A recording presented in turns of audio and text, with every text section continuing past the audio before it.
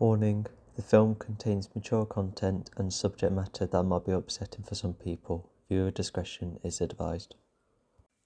Hello everyone, so welcome to a brand new film commentary. So this time I'm going to go for the 177 Easter Isle trilogy, and with this film being the first one, looking back, there's a lot of people that don't know that this one plus the following one are part of the trilogy, which culminates in Glass. But for those who are just wondering, or those who are familiar with the trilogy, well, this video is for you. Because the first two films have been talked about quite a good few times. Third one, however, that one hasn't really been spoken about much, and there's a lot of arguments in the third one which I don't quite agree with, but we'll get to it when we get to it. So it is just nice to watch the first two first.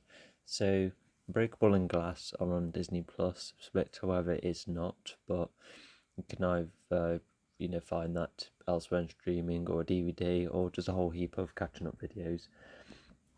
I'm going to use the DVD for the following film. But anyway, so we'll hop on to Unbreakable. It's a film that's a month older than me. Month older? Yes. September-ish of 2000. Very, just a very fab film. We'll get to conclusion when we get to it. Not to mention, unlike my other videos, commentary ones, this one will be not recorded between 2 days. I just thought to make a good jump now, and then I'll come back to it. Hopefully you shouldn't tell the difference, but I guess we'll wait and see. I've got my headphones ready, volume's okay. So if you've got it up on, and so we're about to play as the Torchwood? No, just that logo when it shows up. Alright, 3, 2, 1, go. Yeah, that company's owned by Disney. How long has it been though? That I'm not so sure. Touchstone, okay. And I don't know that company. What's this? Blinding Aim Pictures. That's it's quite interesting. Like with the trilogy, all of them have similar or their own production companies. With the title being kind of anonymous, especially with the advertising as well. I've seen the original trailer as well. I didn't get to explain these facts about comic books.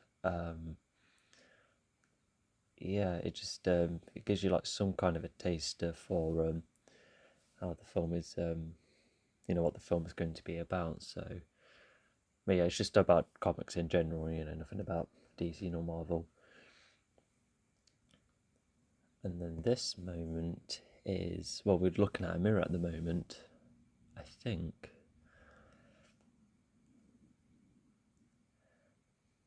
So this scene is the birth of Elijah, which it's quite interesting to have the story start off with the birth of him, but considering what happened, and the trilogy ends with Elijah's conclusion, you could say. The reason I'm saying that is just spoiler for it at the moment, but spoilers throughout all three films. So it's in Philadelphia as well, so that's going to be the setting, the primary setting of this whole story.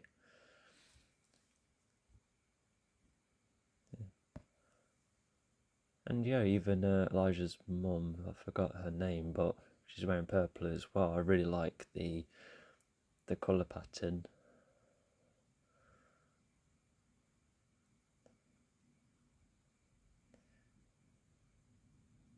Oh, we're finding away from the mirror.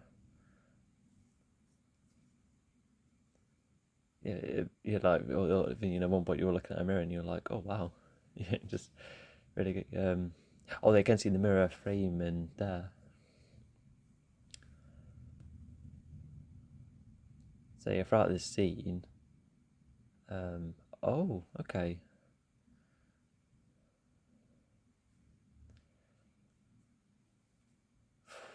Gosh, that is that must be really hard news to hear. gosh. Yeah. Because the doctor said he's never seen her, but of course he would be familiar. Gosh, yeah. Yeah, because I really don't like uh, babies crying as well. It's like a really hard noise to hear. Thankfully, my headphones are just partially in because I can't have them fully in because I've got problems, with my ears. But yeah, gosh, yeah, it was just yeah, really hard to watch then. Um, so he was going through the credits and it's playing the theme tune. If the theme tune done by I can't believe I've forgotten his name. He's a fab dude. Let me just get him up. Unbreakable score. Not unreliable score, you nuisance. I'm still able to watch it. Yeah, so you have this moment where Bruce is just or David rather, he's just sat down relaxing and yeah, just yeah, looking back on that girl who was just upside down then, she just having a bit of fun, I suppose. We used to be kids hanging upside down from chairs and that. James Newton Howard, that's the name. Oh, yes, he's fantastic. The following two was done by... I need to get that up as well. I haven't seen this trilogy in a long time.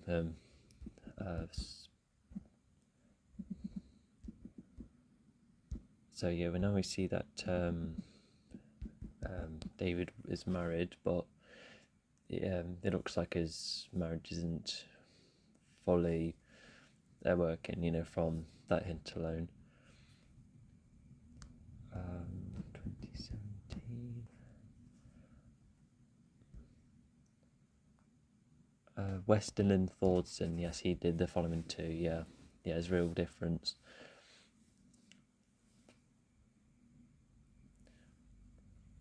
Yeah, because the first score is quite anonymous and very focused on piano, but with the following one, despite some orchestral moments, it's very like sound effect, like very experimental. It really stands out. So yeah, so both David and the lady, they're just having just a normal conversation, and yeah, it looks like yeah, so yeah, despite being a normal conversation, it does drop some hints, especially as far as water. That's just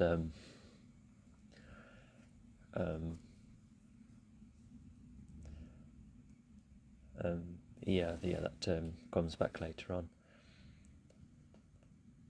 And yeah, I remember M. Night Shyamalan, he said that the camera work is almost like the perspective of the girl almost, but what I really like is that despite being a long take, it's switching back and forward, so there's still like some variation to the shot, almost like a cutaway.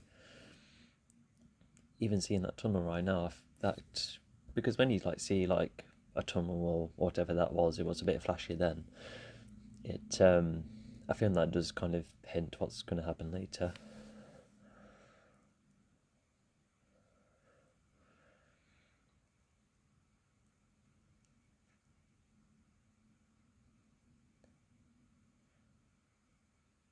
Yeah, so he's just wondering what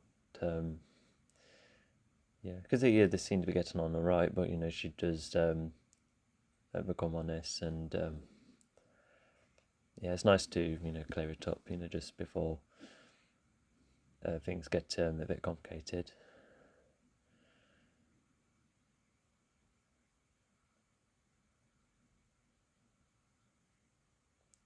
Yeah, David was almost like denying that, but I think she saw a good like look through him almost. She didn't see the ring, I don't think, but that he was taken off. But yeah, she just must have felt a little bit on edge.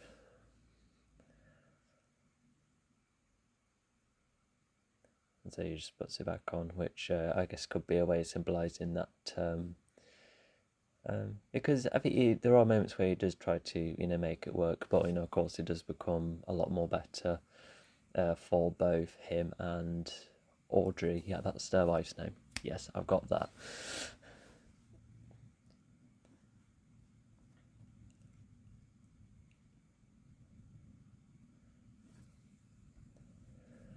And then, yeah, it's really starting to build up. Yeah, even he's like sensing that, so that something's not right.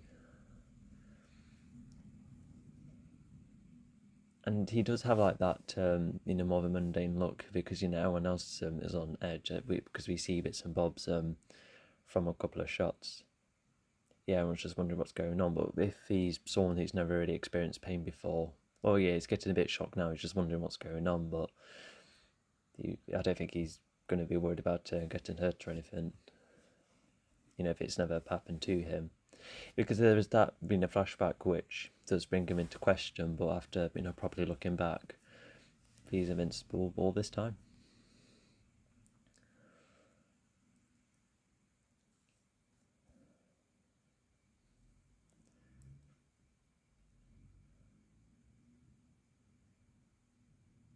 Yeah, I think Joseph right there. I think he's just quite bored at a point where it's just cycling through all sorts of TV. Oh, even the TV's upside down as well. Why did I not notice that?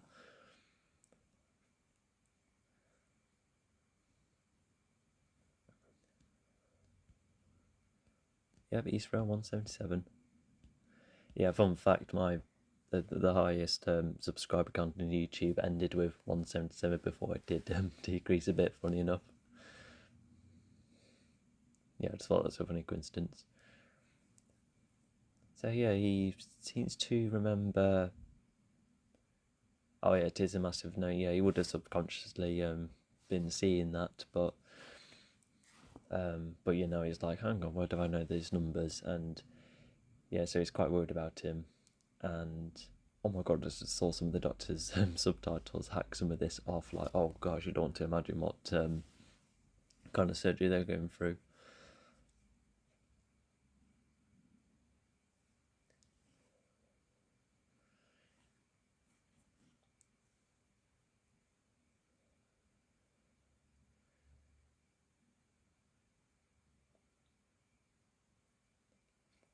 Yeah, even though he's invincible, without knowing yet, he's quite standoffish. I think he is, because he does try to be sociable, especially what we saw earlier. But yeah, just not the most sociable person.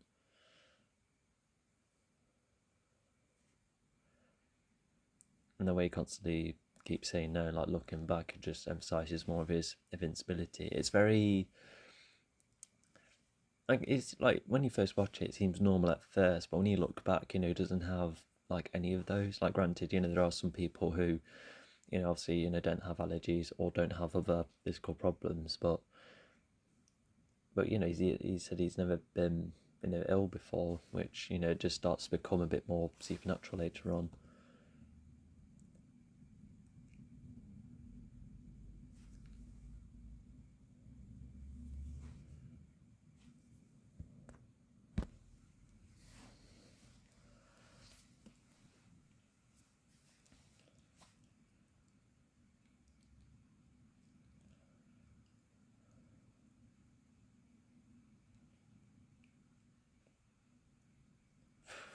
Yeah, like the other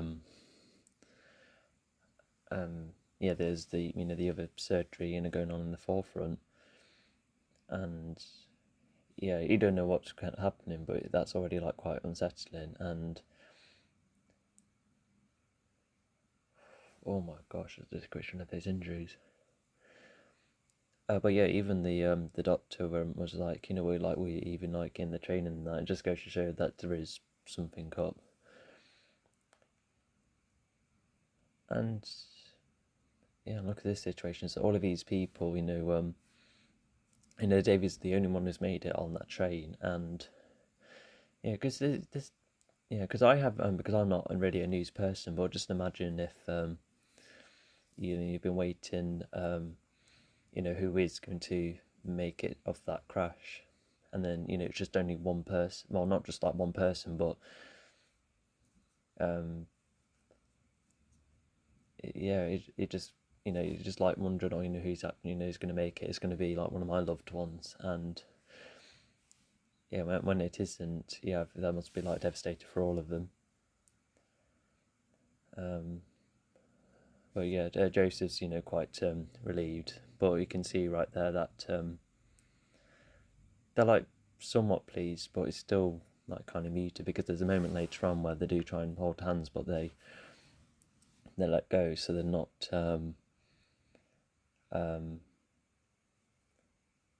yeah, just go shut some things up. Yeah, and Joseph was also just part of that hold handing for a second.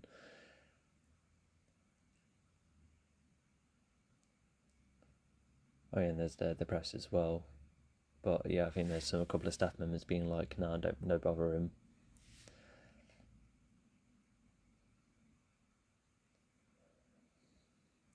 First introduced into his house, and yeah, I think he just must be thinking, how why is he the only survivor? And there's probably that kind of guilt he's had, that he's made it, but no one else has.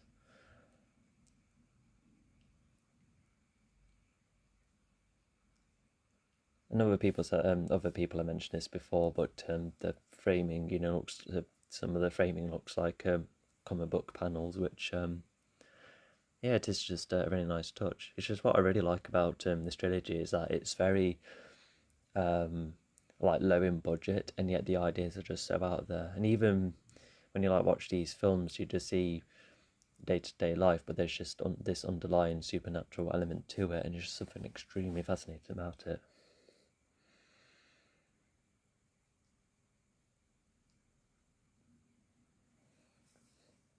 Yeah. Even if their marriage isn't at their best stage at the moment, I think there is just that shock that yeah, they just don't know how to make of it.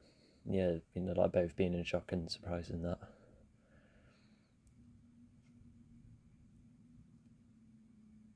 And then we see her surface, and then yeah, because what the priest is doing right now, he's a priest or a pastor.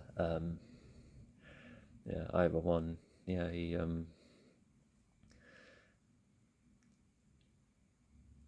yeah, listing them all sorts of people and their occupation. I think listing both the people and the occupation, I think that's because Elijah, later on was wondering about David's role, and that's where Elijah finds out about being a security guard, and Elijah then um, finding out that David does have the capabilities to be a vigilante. Yeah, it just I think if anything, I think it just emphasised its own theme of how everyone does have a role, but that's what more like a role in the world, a purpose to live. And I think that that's part of I like Elijah's goal, because he wants to find his own purpose for being here. What I will say is that I don't know um, how Elijah found that car. Yeah, I guess, did Elijah research, or was he? Oh, I don't know, because you don't really find people's number plates on the internet unless he was like watching a far, but that's not. I think there was like a hint later on where Elijah's like, oh, it's that car who I spotted her from, because if he's only seen um like David from afar, not properly knowing what he looks like. Oh yeah, because even Elijah was really looking at him at first when they first meet each other. Anyway, so no, let's just go back to the scene. So now we see his job.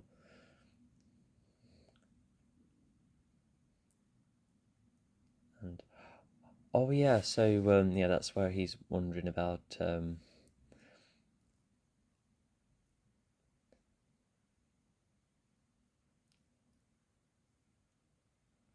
yeah, just like wondering if he's ever had a day off, because I think when you're working in a job for a very long time, you do wonder, oh, have I ever been off? I've been working in two jobs for a very long time, and even I'm just wondering, did I ever have a time off?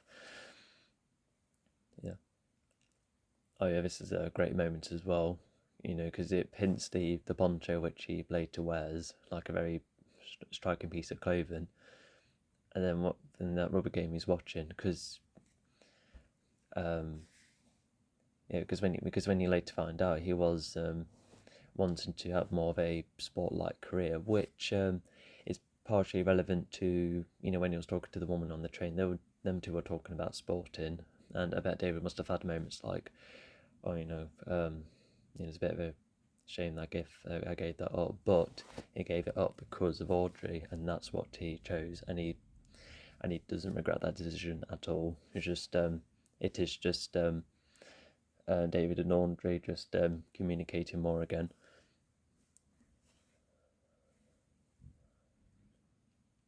Anyway, so that guy's just confirmed to him that he's had no days off like whatsoever. So I think that still makes him wonder about a couple of bits and bobs. And okay, I don't see Audrey in that area, so they must be sleeping separately. Especially if Joseph is showing his room then, and because I think if Joseph nearly lost his dad, I think it's like a moment of spending as much time as possible.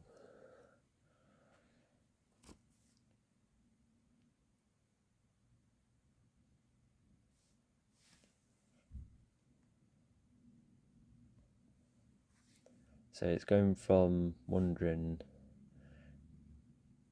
about his, if it's ever come about in work, but now it's wondering if he's, just in his normal everyday home life, has it ever happened? And that's where it does, yeah, because at this point he's just really like starting to wonder. Because there's like absolutely no hint of the supernatural yet, and it's still this massive mystery that is slowly getting unfolded.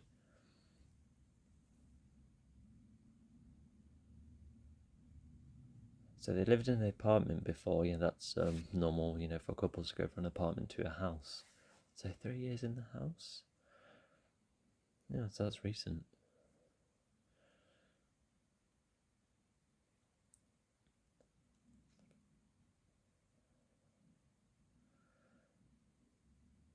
Oh yeah, what was her answer?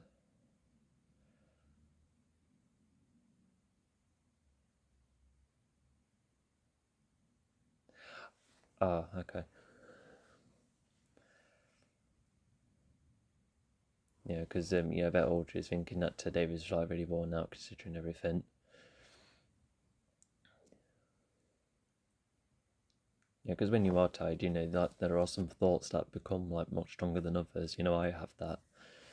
Um, but of course, it does become a bit more than that. So yeah, thanks to some text, it's a flashback again. Ah, it's using reflection again, and it looks like a TV screen. I think it almost symbolises Elijah's influenced by the media, if you count comic books as a media.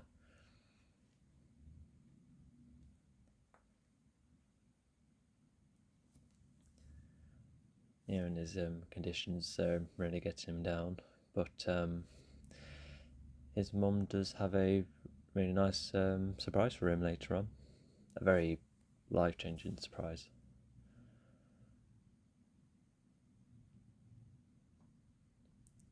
Yeah, Glass confirms how many breaks he's had. Was it like 96? And then I think it goes up to 100, before his final scenes.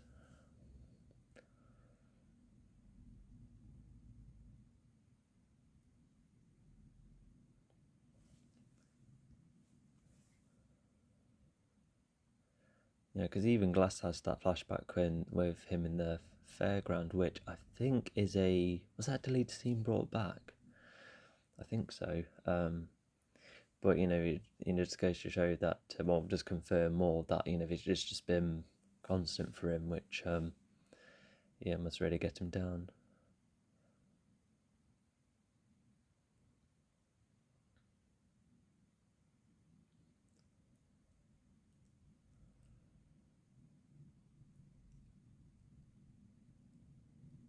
Yeah, also when Elijah mentioned the kids at school, yeah, that comes back in some of the final dialogue in the film. We'll go back to that.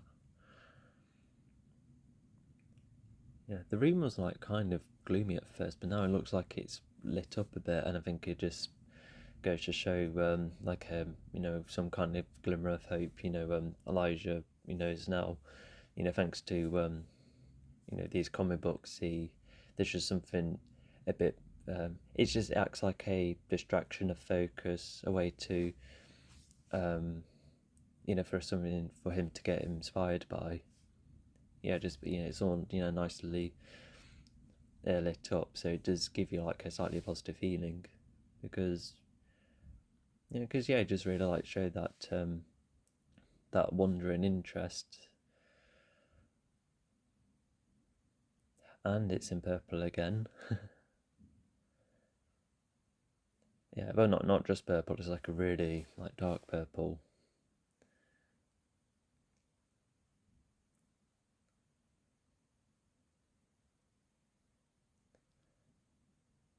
Yeah, even breakdown video shows that what's on the front cover now, to have a green hero that fighting a beastly creature, that's almost like foreshadowing for later on, and how it's like all purple.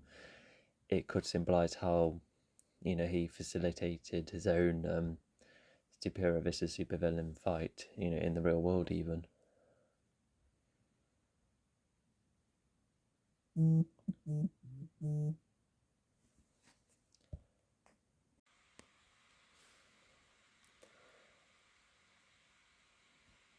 I think what she says right there, it could be said to be like a reference to Shyamalan being like, oh, did like my surprise endings, because after all, this was his third film, but the second big hit for him.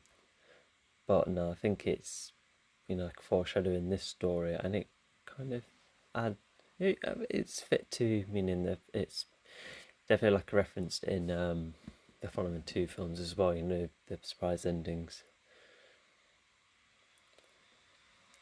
So we see Elijah as he is now. Sorry, I've got my room fan on. And yeah, he seems to, since he's been reading them, he's picked up a lot of, um, a lot of elements in comic book stories.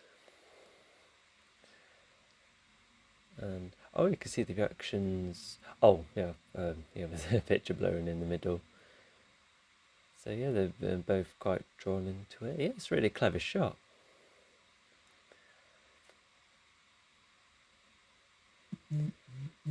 So yeah, now we see. Sorry, notification. Now we see that it's like to be gift wrapped, uh, but right here. But Elijah hasn't known yet it was meant to be like a present for a kid, and Elijah senses already that the present was going to be used in a quite an informal manner, or not treated as seriously, when because this already sets up Elijah quite well. Oh yeah, by the way, I like his reaction in the left. But yeah, Elijah doesn't like. I can't say capitalize. Where things just become informal, because later on he talks about how comic book stories that could have come from real life stories. Of the supernatural, but then they'll just be made into silly products in his perspective. And yeah, and he's also just he sees art in a very particular way. Oh yeah, from that guy leaving, now we know that this is just seconds away. So that's a nice indication. Anyway, but yeah, he's like very precise on purpose, almost. Elijah, going as far as treating a piece of art with respect.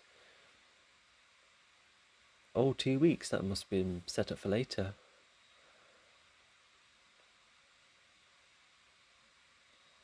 Oh yeah, so I think from turning around there, I think that's where Elijah's like, oh, it's this dude. Although, yeah, I'm a tad unclear. What's going on? Did he find his car? So yeah, they're already talking about David's. Uh, oh yeah, because how so yeah, Elijah would have, well, spoilers once again, big one coming up. As Elijah was the one to cause the the train accident. Knowing that David has made it, um, but why would he ask about illness? In fact, why not ask about have you ever been injured before? Unless Elijah's trying to become more broad with his questions, or has he been keeping track of David's life for quite some time? I'm not sure. There should be an answer in there somewhere. Yeah, I do apologise if I don't find it. But yeah, earlier, so there's like a couple of as equals holes being like, okay, so if that's the case, then um, it won't be that, because the answer is, is David his actual opposite, and at this point, he's a bit uncertain. But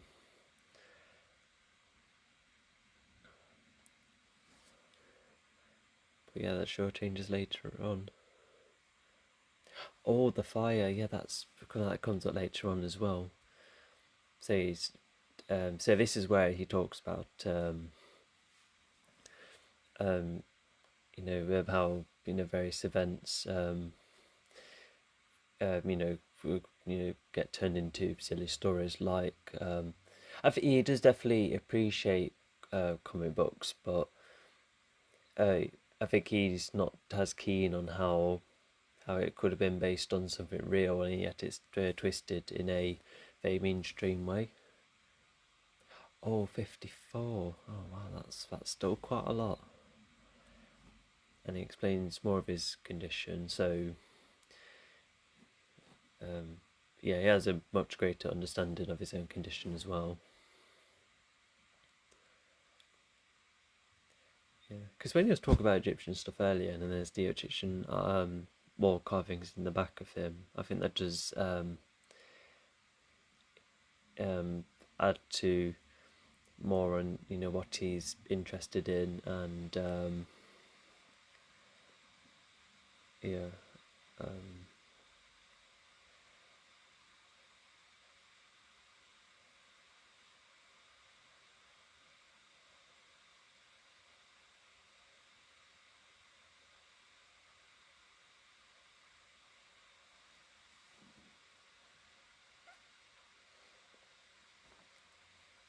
yeah, so Elijah's already explained a a kind of goal he has, where he's trying to find his opposition. Joseph Marley entertained the idea. Elijah's still unsure because of the holes, but David's just like, no, this is, all of this sounds really daft, because David, despite not seeing him much, you can still uh, imagine that he's not into theories or notions. Notions? No, that's not quite the right word.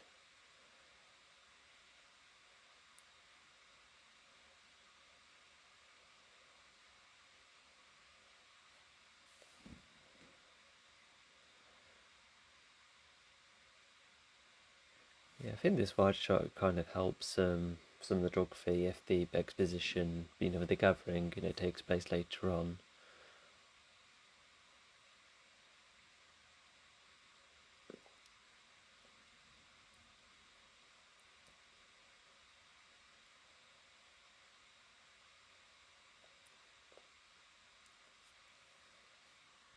So yeah, it says that as he leaves, but that must, that's where Elijah has another idea in mind. Yeah. And he looks at his, oh yeah, David right there looks at his paper, and we see, once again Joseph being very attached to him, kind of like making the most out of him, considering what's happened. He could have lost him in another future, and um, yeah, because Elijah's theory so far, he only has yeah, it's certainly possible but not certain. And despite the the holes as he referred to it, he's it's still like the closest he has. So that's why that he would see David very often.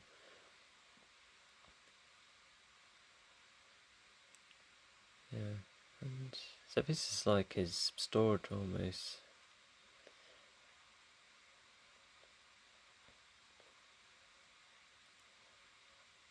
Oh yeah, so yeah, because earlier when he was talking to Elijah, he was talking about one possible accidents that took place around um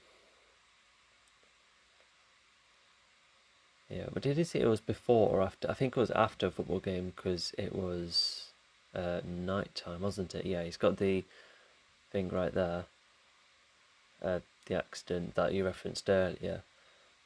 So he was talking about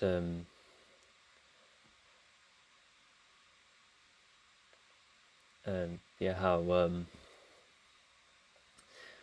yeah, because I think back then, because there was just a lot going on, especially rescuing Audrey. I bet back then he was like, was I hurt back then? But just after looking back, that's where he does somewhat get the answer. But at the moment, he's like, okay, so I managed to make it, two accidents so far, but I don't know what my condition was like, with the accident that was quite some time ago,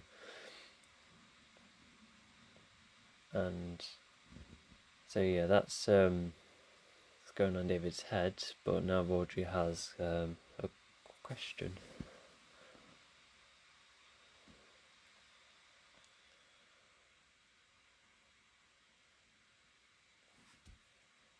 She does say about how any answer won't affect her, um, but yeah, does but yeah, David's answer does still get to her in the end.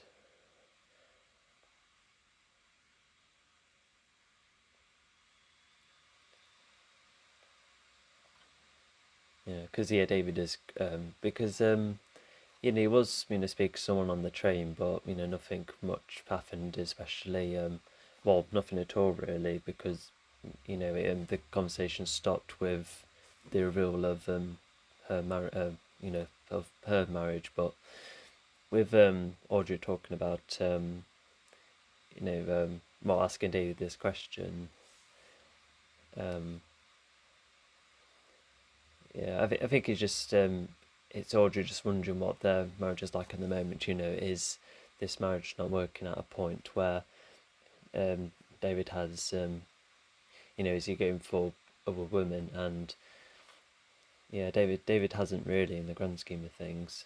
And but yeah, when she talks about second chances and how it used to be like, that too pays off later on. Because what I really like about this story, like any story, despite having its main premise, it's still about a much deeper thing. So in this case, it may be about someone who was invincible all this time, but it's still someone who realizes that if he gave up his long-term goals to be with the woman he loved at all those years, and it's him reminding himself that what he that when he chose her above his career in sporting, it's not a decision he regretted. If anything, it's a decision he's very pleased with in the end. It's just them two finding ways to get on again.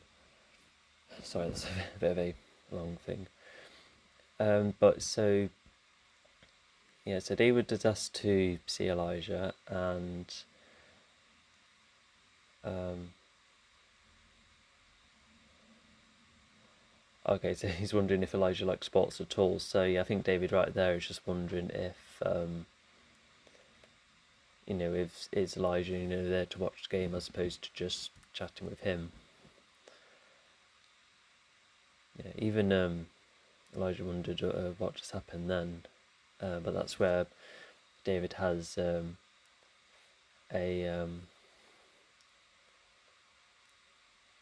one of the visions. It's not shown there yet.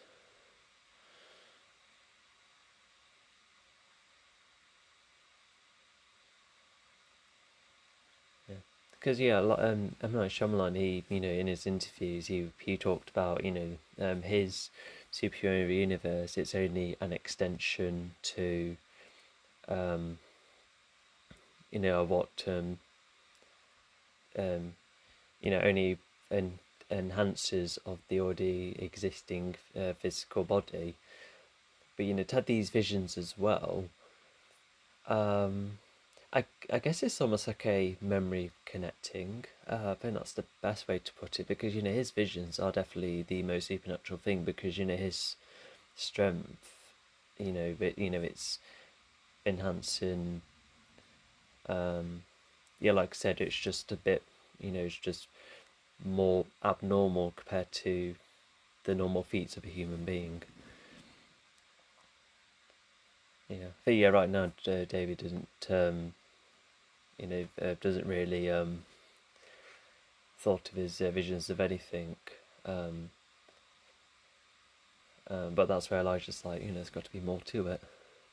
But David's just putting it as it's um,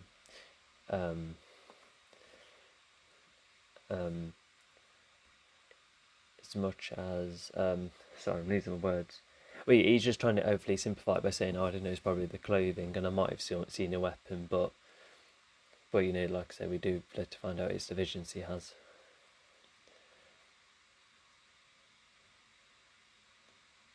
And yeah, and oh yeah, because with the weightlifting scene later on, that's where David does exercise other abilities there.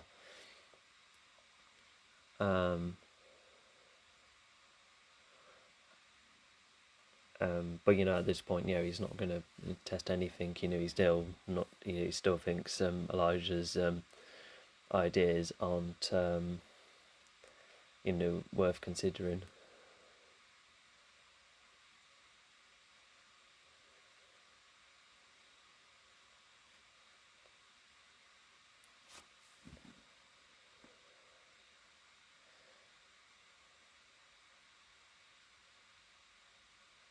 Oh, what's his answer? So yeah, she was part of the car crash as well. So that confirms that part. Have a good life. Oh, that So yeah, he's yeah pretty much saying, oh, yeah, please, yeah. So he doesn't, he doesn't really want to see Elijah again. I think he's been made to be put on the spot, quite a few times by Elijah, and um, and I guess it also foreshadows what happens with Elijah later on. With his actions, leading him into the asylum in the third film. Although speaking of the third film, was that where he went to straight away, or did he go to other facilities before that one? But yeah, now he's trying to follow the guy and managed to spot him. Also, the design of his car, I think it just goes to show that he's not only quite luxurious and fancy, but he's probably quite wealthy as well, actually.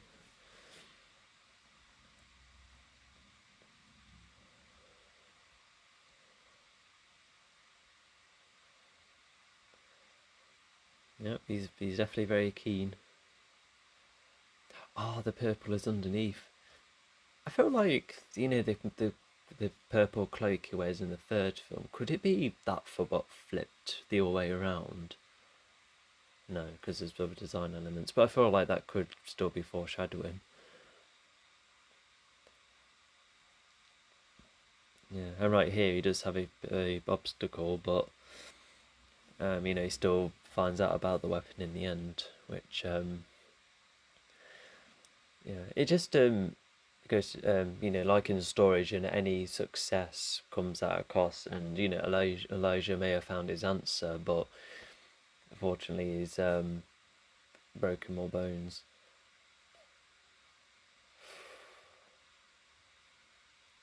And yeah, that's symbolism right there. Gosh.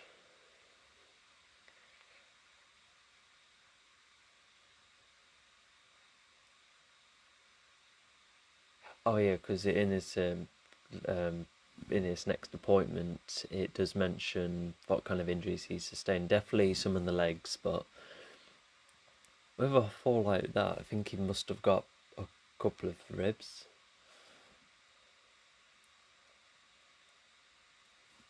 And he would have already had an existing hospital record, which means once they find his identity and connect the dots, that will be like, oh, it is him with this kind of history of that condition. Oh, so he takes the bus as well, so he doesn't drive. So, yeah, I think that's the difference between David and Elijah, the kind of income they have. You know, because Elijah has that fancy car and yeah, he's having to take the bus. Because I think having to, the bus journeys are cheaper than owning a car. Yeah, of course they are. Oh yeah, whoever Joseph names here, Potter. Okay. Um, yeah, there was a relative or an acquaintance of Potter that um, Joseph brings him up again when Joseph was trying to defend someone. Yeah, and Joseph is almost talking like Elijah, being like, oh, you could be physically capable of doing this, but David's just like, no, please.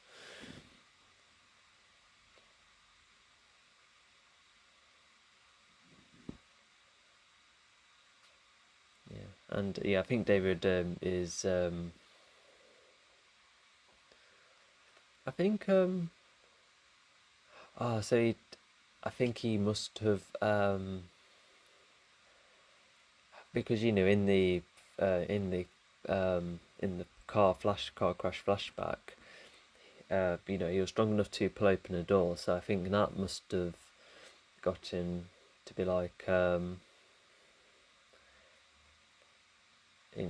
think looking back on what his strength is like, and not to mention, if he is strong enough to survive a train crash, then does that invincibility equate to his strength? I think that's what he's trying to look into as well.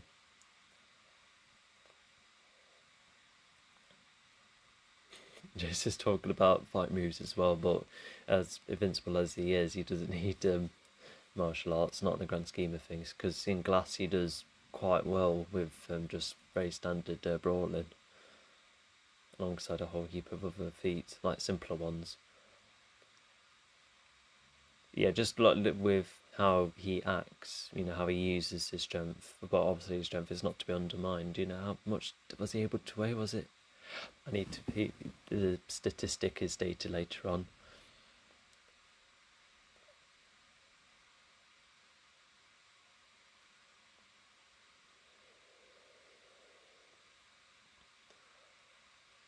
So he's got more weights on, and you could definitely tell it's a lot heavier.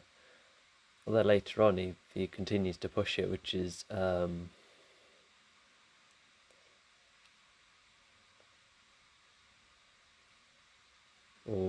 okay, yeah.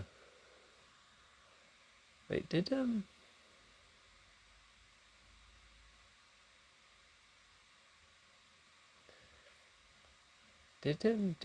I guess when you have super strength, you don't notice that much of a difference. So I think that's why P thought it was less than added, considering what Joseph did.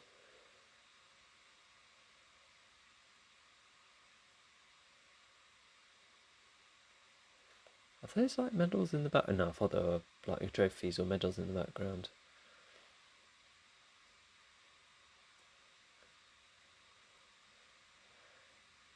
So he's able to lift this much as well.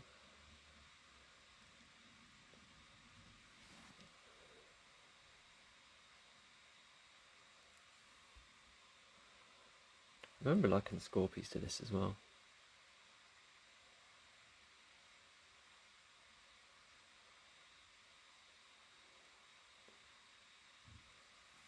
Oh yeah, that's where they added even more objects. Oh no, it is. No, not the object yet.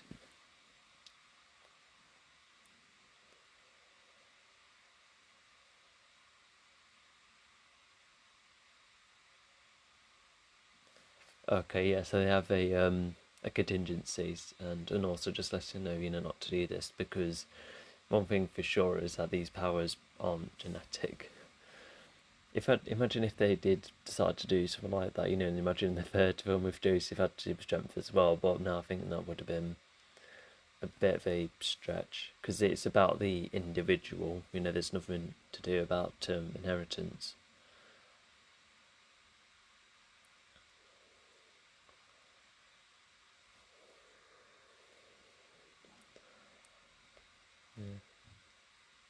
Yeah, yeah. Bruce Willis, he may be an action star, but he does really well with other roles I'm seeing him in, and yeah, I think he does pretty well here.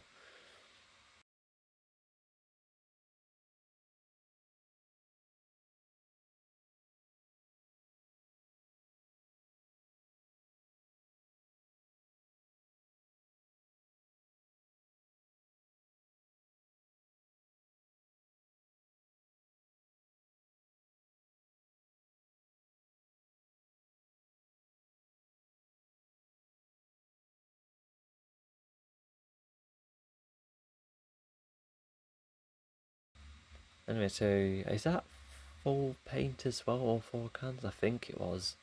Or what's the statistic? 350. Okay, what's that similar to? What's £350? Oh, no, oh, so someone did get the ribs. Oh no. Spy.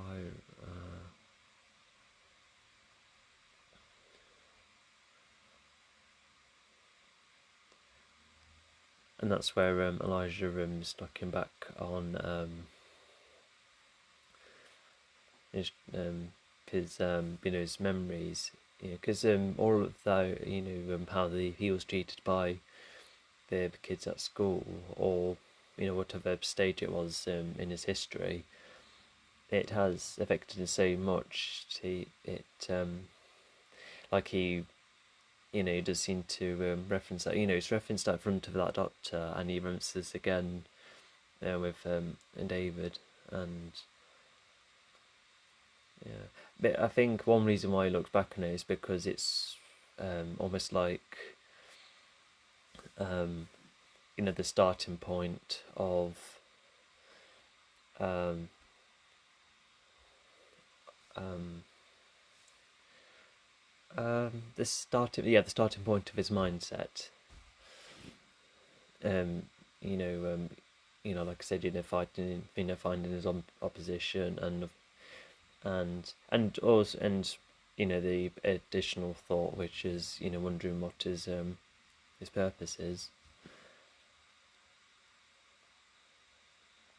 Yeah, right now Elijah's putting on a bit of a facade, um, making himself like a more chattier bloke, but he does go back to his more serious self once he asks Audrey some questions. Oh, now they oh yeah, so he's managed to get it to talk about the car crash,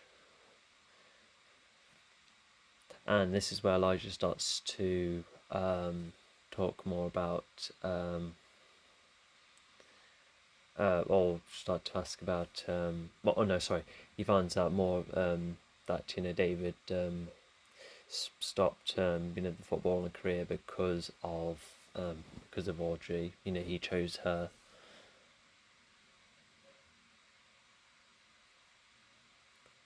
And I think the way she talks about admiring this skill in the sport, I feel like that's like part of the theme of human capabilities, because it does take a lot of skill for any sport really.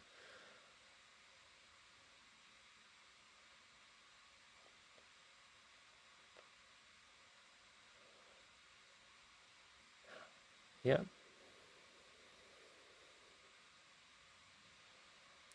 sort of. Yep, she just yep. So I think yes, similar surnames would be one thing, and Elijah knows Audrey's name as well. But did I have been probably missing a lot of subtitles. Did David mention what Audrey's occupation was? And oh yeah, how did Elijah, get Audrey to be hang on.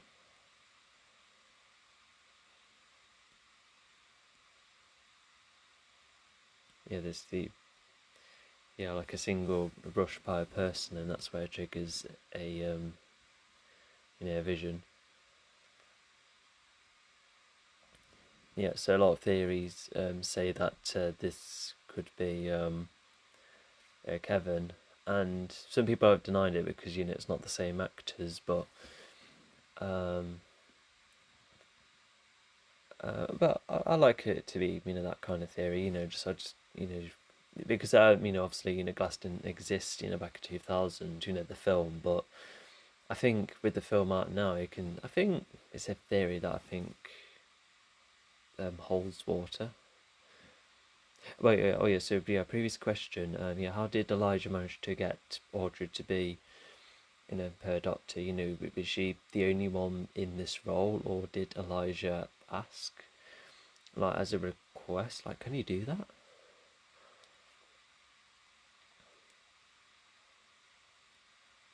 Yeah, if it's like a coincidence, then fair enough. But I don't know. I just feel like what I've suggested could be plausible. But I don't really know how these things work. But also, yeah, Elijah is already showing quite a higher amount of intellect, because he's managed to remember numbers and details, and start to form calculations. He's done all sorts of well, just caused a lot of events, and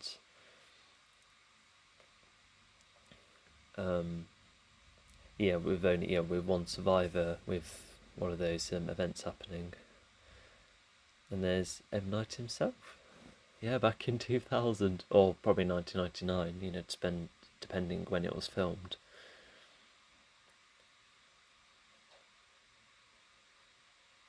Yeah. And he seems to be calm enough to be like, "What? Hang on, wait, why are you asking me? I didn't, take anything out."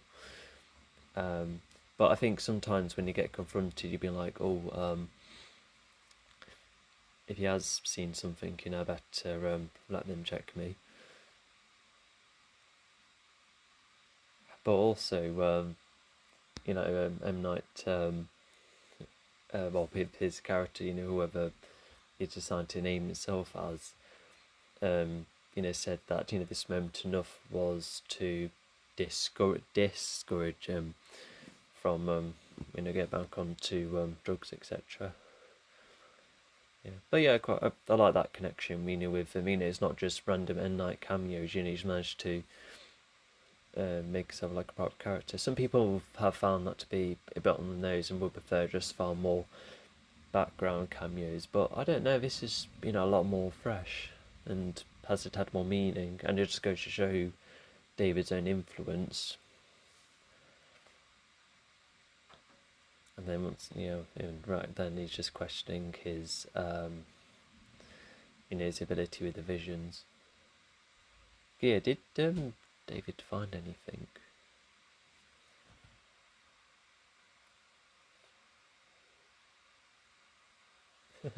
I don't think so. It'll be the other way around. I'm just gonna quickly find out. £350.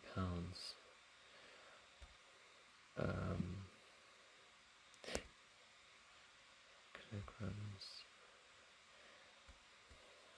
What's 160 kilograms?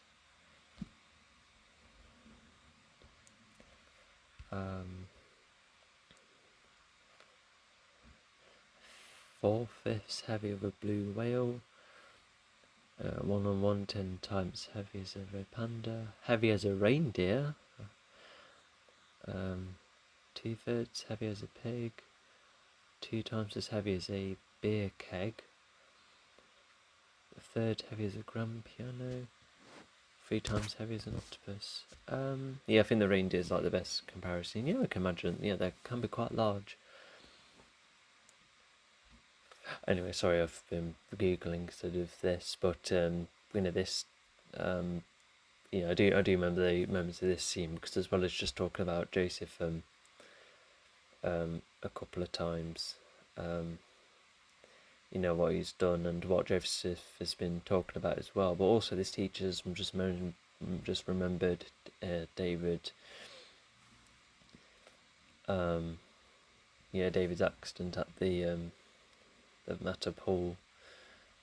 And did Dave? No, David hasn't mentioned this to Elijah yet.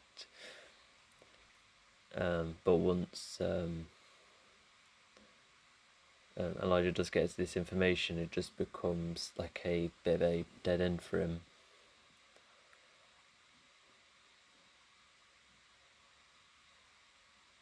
And yeah, because after seeing the with the weight, the feat that it's inspired Joseph enough to be a hero himself and try and save someone.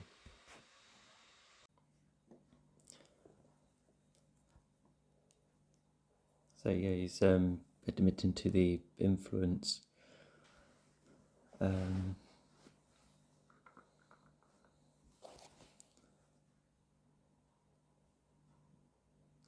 And yeah, after talk about the pool situation, something which he's kept off his mind for ages. I think it. That's why he talks about we're both just as vulnerable, and I think as well as Joseph wanting to believe Elijah despite what's countering his point or what they think counters his point, because if Elijah later on finds out that it's only a weakness, not just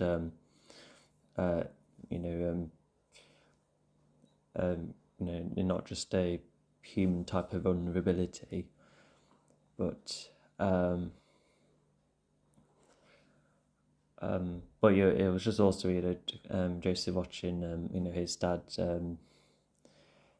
downplay himself, which was upset him as well. But anyway, so he's got that loaded, and Roddy's trying to explain to Joseph that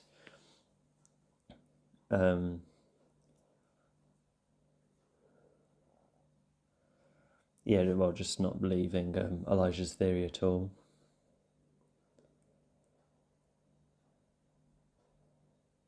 Oh, so okay, yeah, that was it. Yeah, so when he was talking to the teacher, they were only just talk about the event, but now we know it was him. But Joseph is like really pushing it.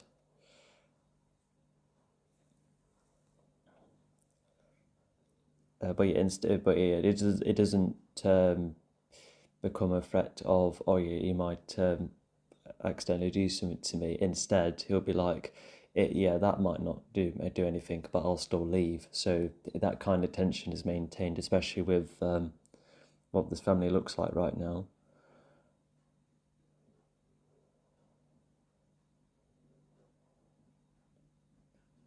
And yeah, that's true. They have been getting on despite how distant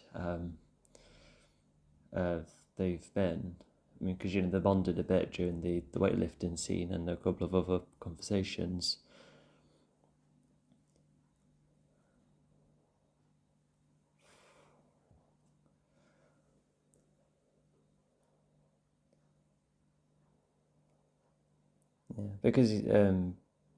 Yeah, because it's not like Joseph's having fun being like, let's just see what happens. Joseph is trying to convince himself that his dad is invulnerable and that Elijah was right. But it's just become Joseph did it out of desperation. Like really wanting like a proper answer straight away, because the weightlifting.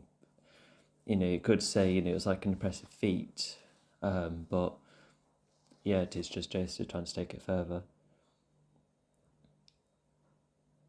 And yeah, that's where so I don't know how they've met up again, because David didn't want to see him again. Although maybe David went to see Elijah because of what Elijah's been saying to Audrey. So I think it's David trying to confront him about that, which I think is how this conversation would have started. But instead, Elijah's like, "Oh, I can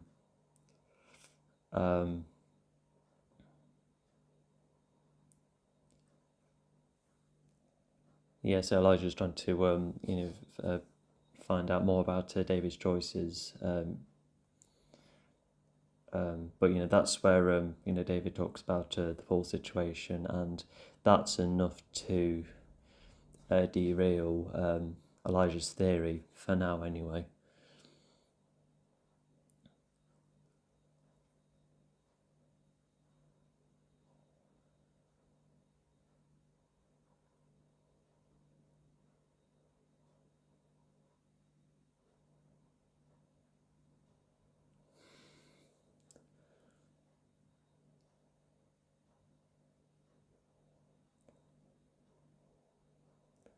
Yeah, it's just from that look, it's the trauma of trying to tell that piece of history again, and because with power run down, David feels like wondering, did he regret not choosing of a sporting career? So I think a part of him wants to feel like not feel special, because he does seem to get on with day-to-day life, but I think to try and explain that he's nothing special to Elijah, I think that still upsets him in some way, as I think he would still do for a load of people. Yeah.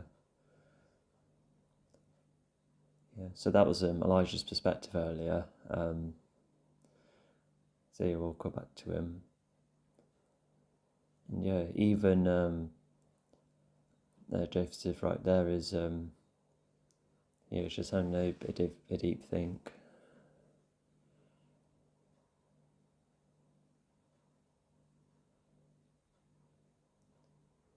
And despite I think he still believes it, but he's just denying it for his parents' sake. But they're going to get out and about, so that's not good for them. Oh, he's wearing a Mary Dad t-shirt. I didn't really notice that. But yeah, there's a whole heap of, well, not just comics. It looks like there's toys on his, well, just behind him in general.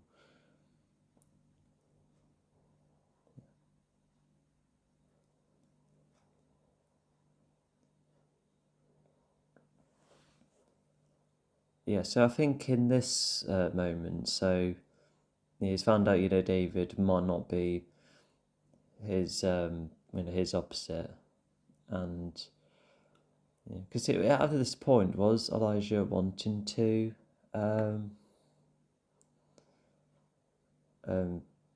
did he want to get thrown in prison if he's acting up like this? Because he only just manages to encounter a comic that might provide him answers, although yeah, I think that's got to be it, because he would have been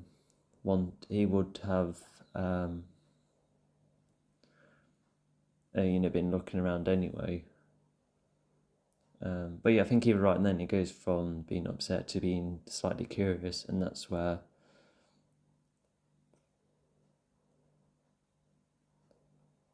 that's probably a comic he's somewhat familiar of.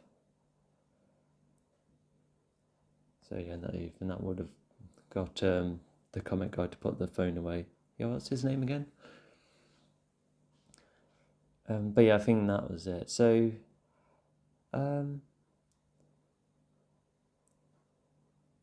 yeah, I'm kind of hesitant to call that a contrivance, because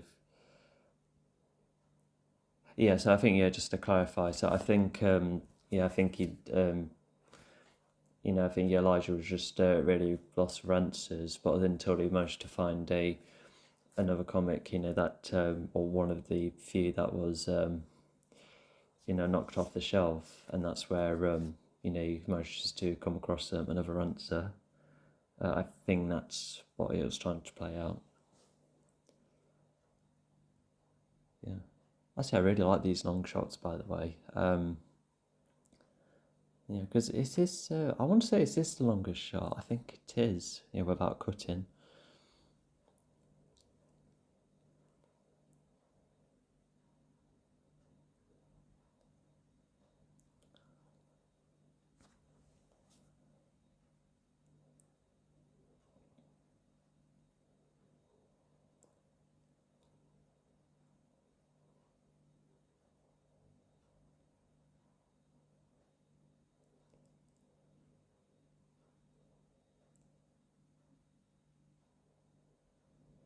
Yeah, so I think the point of this scene is for they're slowly bonding again. Just clarifying both the thoughts they've been having,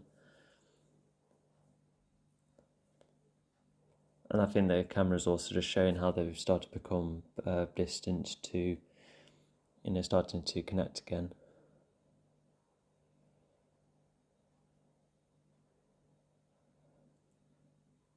So yeah, they're communicating more, which is a pretty good step for them. Well, going to be communicating more so.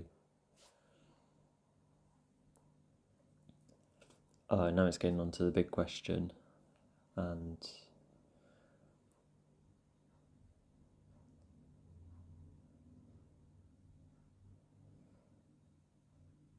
I think despite having what ifs, I don't think David regrets it.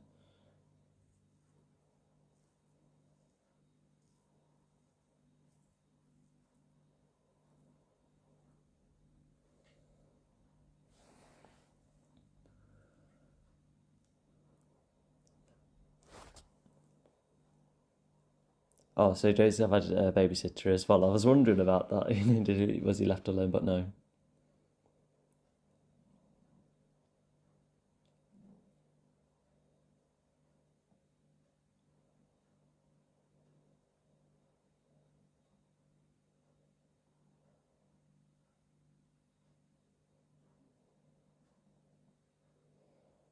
For a second, I thought it was.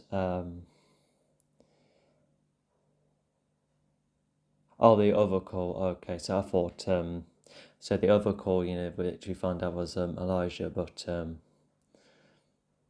yeah, that no, they're not moving. So okay, yeah, so that's clarified for the babysitter. So yeah, it just goes to show more their progression, and they're not they're staying where they are. Sorry about that. There's a notification.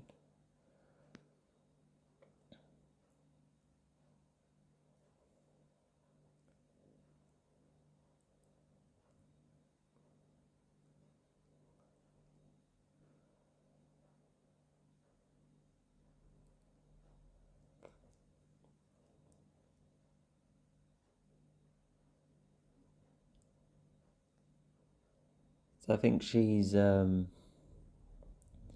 surprised how well it's got, because looks like David moving away is just like another part of the story. Will he decide to move away if he has been unhappy? And even at this point, it's it's still an unsure question for him.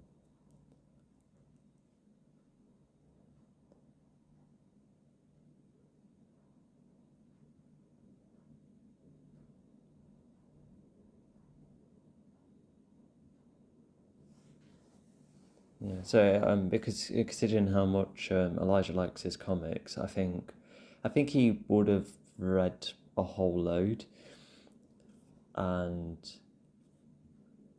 and that's why it was like, oh yeah, so it's this one, because from the front cover, he looked like he was like partially familiar with it, and after reading it again, that's where he could be like, oh yeah, so that's the So that's what this story about, and this is who these characters are. They're trying to find weaknesses, and that's where all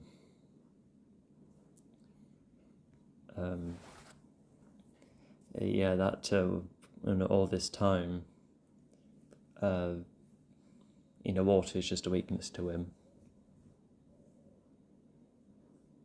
Yeah, because the way David wandered away from the phone. Sorry, that's my dog. If you heard that, the way he wandered away from the phone, I think he probably still wanted to listen what he had to say, because it's always wise to get to the full story first. And I don't think he will be able to pause or get rid of voicemails that easily.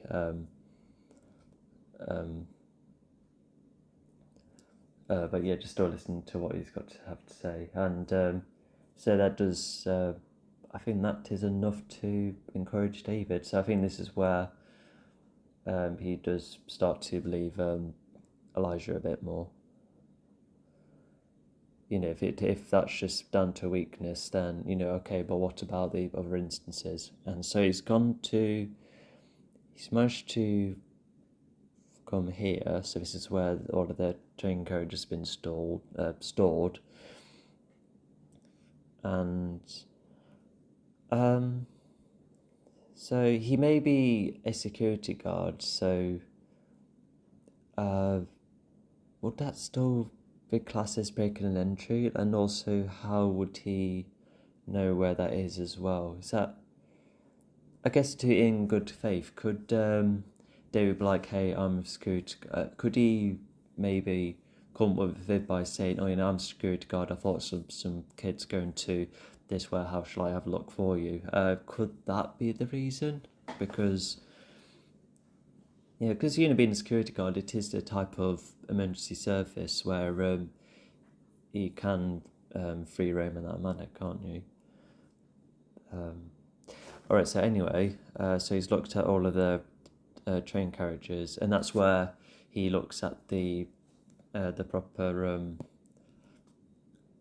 damage, because he only woke up at the hospital. He never really saw what the train's accident looked like. He never watched on the TV, maybe the newspaper snippet, but I think when you see it in person, that's where you're like, okay, so did I actually live through that? And so that's where he looks back on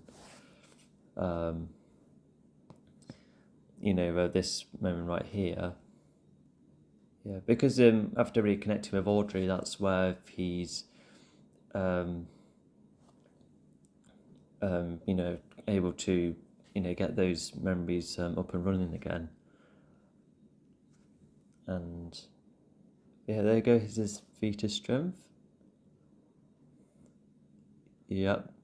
It's only that one moment in strength, and yet it just feels very impactful, because it's the normal world after all. So what he's done right here was superhuman, because you could say the doors were just a tad stuck away, so I just bent it in that way. But he was actually like bending the metal, which is unheard of.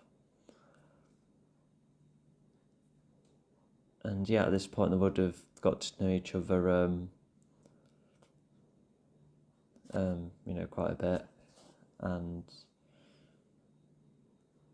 And yeah, he's most likely safer, because it's on because the car's on fire there. And I think I would have missed it. How did the car derail? Was it a skid? Was it that made the car crash and flip? Because it looks like a road that would be like a 40 to 60 mile per hour kind of road. So yeah, the footage really slows down as well to give that kind of emphasis. And yeah, and he's wondering how he wasn't hurt at all. His clothes aren't even scraped either, but he could have. For instance, if he did go through one of the windows, I think he can break through glass without the glass shredding any of clothing.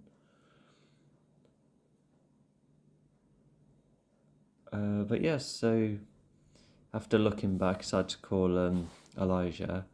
being like, okay, so if I was invincible all this time, what do I do? And then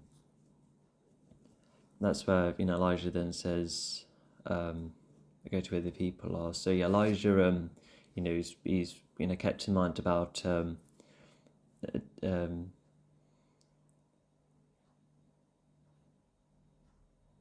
what's that quote?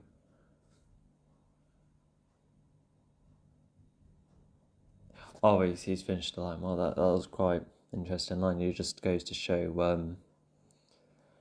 the about almost like choosing what to do with your abilities. But as I was saying, so Elijah was he remembers the David's ability to sense danger or what kind of acts that people have done. And so now he's in a very so is this the train station? Because it looks like it from the third film.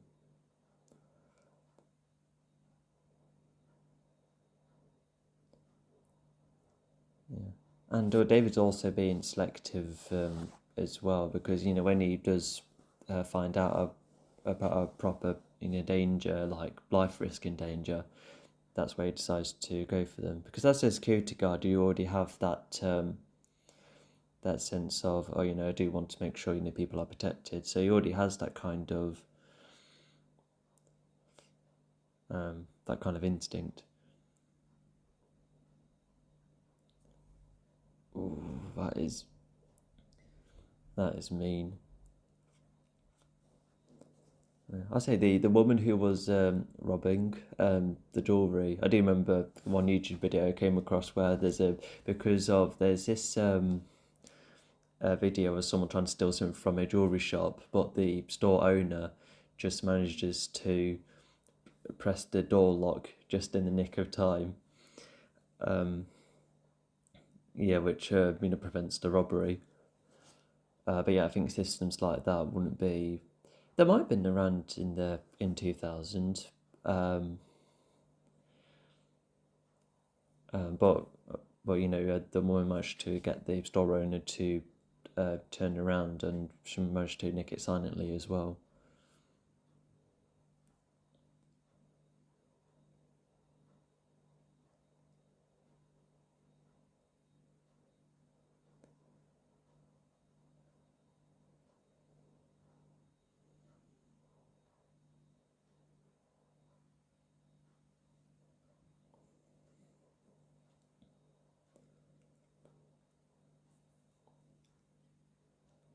What I noticed is that these flashbacks, they're nearly black and white, but there's an emphasised singular colour. There's the orange right there, and there was the guy in the yellow shirt earlier. It's just something I've spotted out. It reminds me of that Schindler's List shot, with the the girl in red despite being in a black and white area.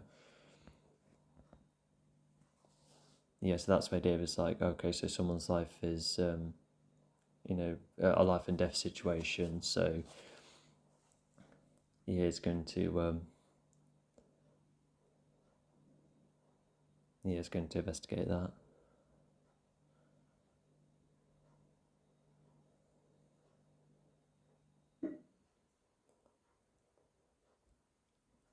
I think I'll just take the opportunity to say that there aren't many films I've watched that are like this, where it does take his time, a lot, with the long shots and really listening to all the information to connect the dots. I've hardly watched film like these, but I think that's what makes this film like quite a unique experience for me. Yeah, because once you start listening to everything and how it like all starts to round up, it becomes like really satisfying. Because like in this moment right there, it's all culminating with Elijah finding his answer and David started to find his purpose, and how how later on Joseph will be satisfied that his dad is special after all.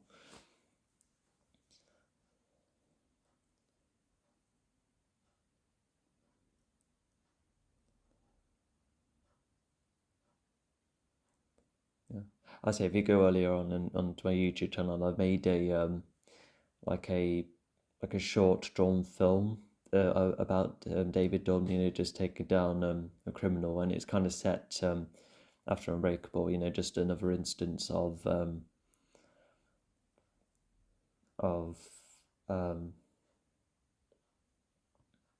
well, just taking down an opponent, and I made David crush a gun, and it was quite well done. I might do something like that, but I think that, but to have Hans, why does my work on YouTube see quite limited, and it's just because I'm really like low on time, so I have to do these things quite efficiently. So anyway, so he's just followed them onto his house. So, because as we later find out, the Orange Man, as he's often referred to, he's broke into this house. The man who he saw, it could, I think he's no longer around, and there's a couple of people hostage upstairs. So, I think the Orange Man has just gone for some house to just to completely invade.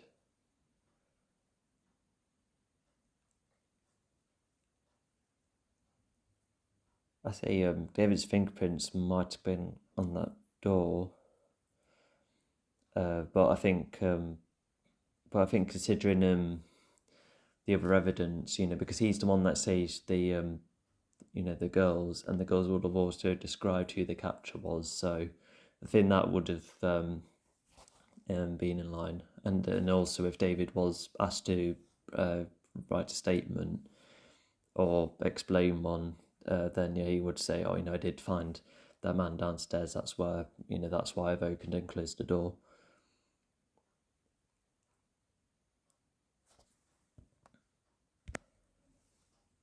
Yeah, I just made myself a drink, by the way, if you're wondering.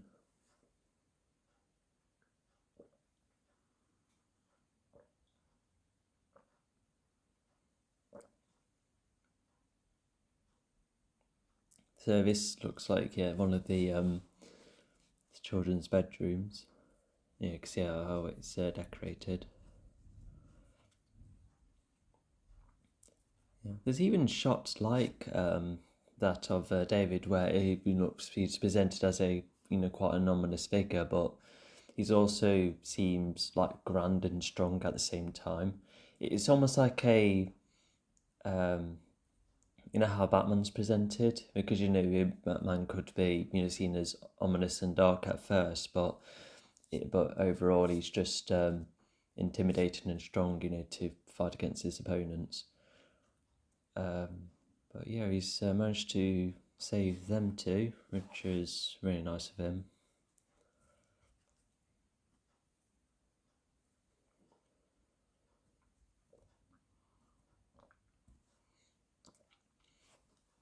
What's also interesting about this story is that there isn't like an in-universe reason for why he has those abilities in the first place. There's no entity that has chosen David to have them.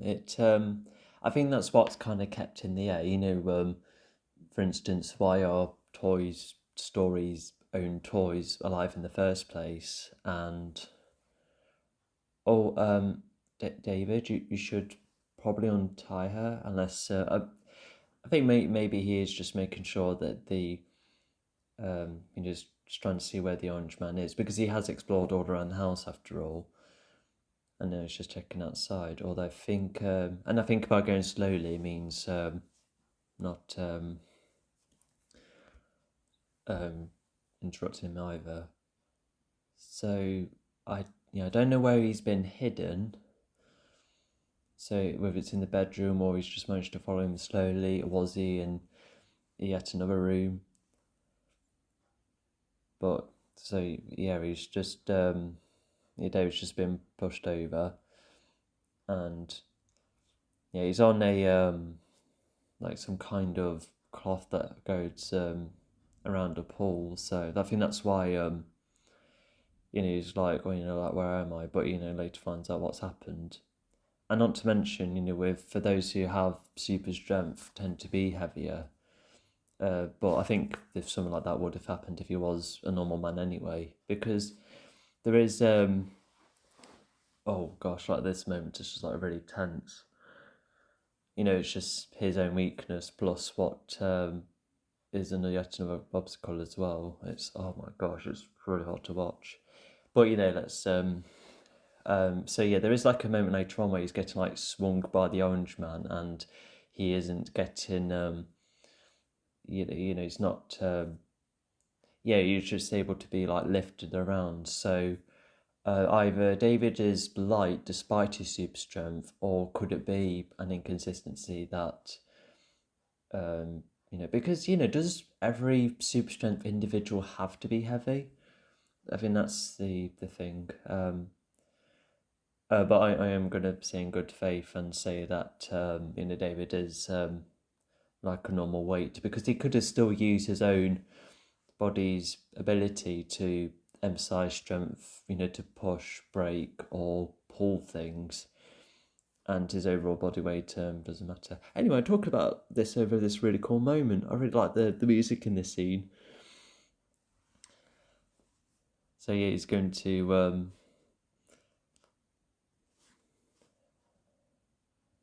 he's decided to become like a aspiring figure for these kids. These kids have just helped him,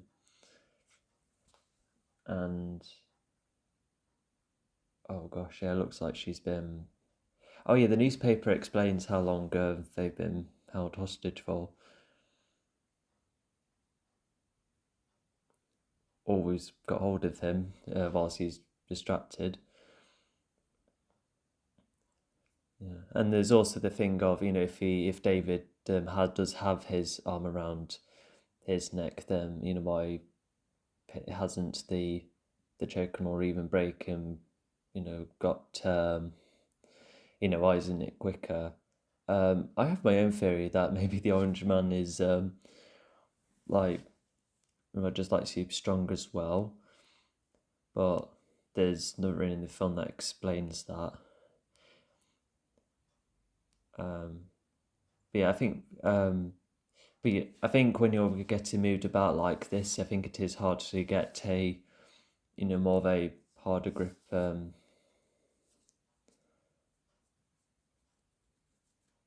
I think that's probably why. Oh gosh, I felt that. But yeah, so from that moment earlier, he's gone out for the pull. So it's because the way he like stands up with the climactic music, I think it just goes to show that David is a hero to these kids he's just saved, and just to escape from his own weakness as well, and how he's saved by those he just saved. I think that's where it become. Yeah, I think that's why the music was just as climactic as it is. It's sorry, that's my dog streaming. If you're wondering. So yeah, I think that's why it was like a climactic moment. It's almost like a cool moment before does finally take down the bad guy, as you could say.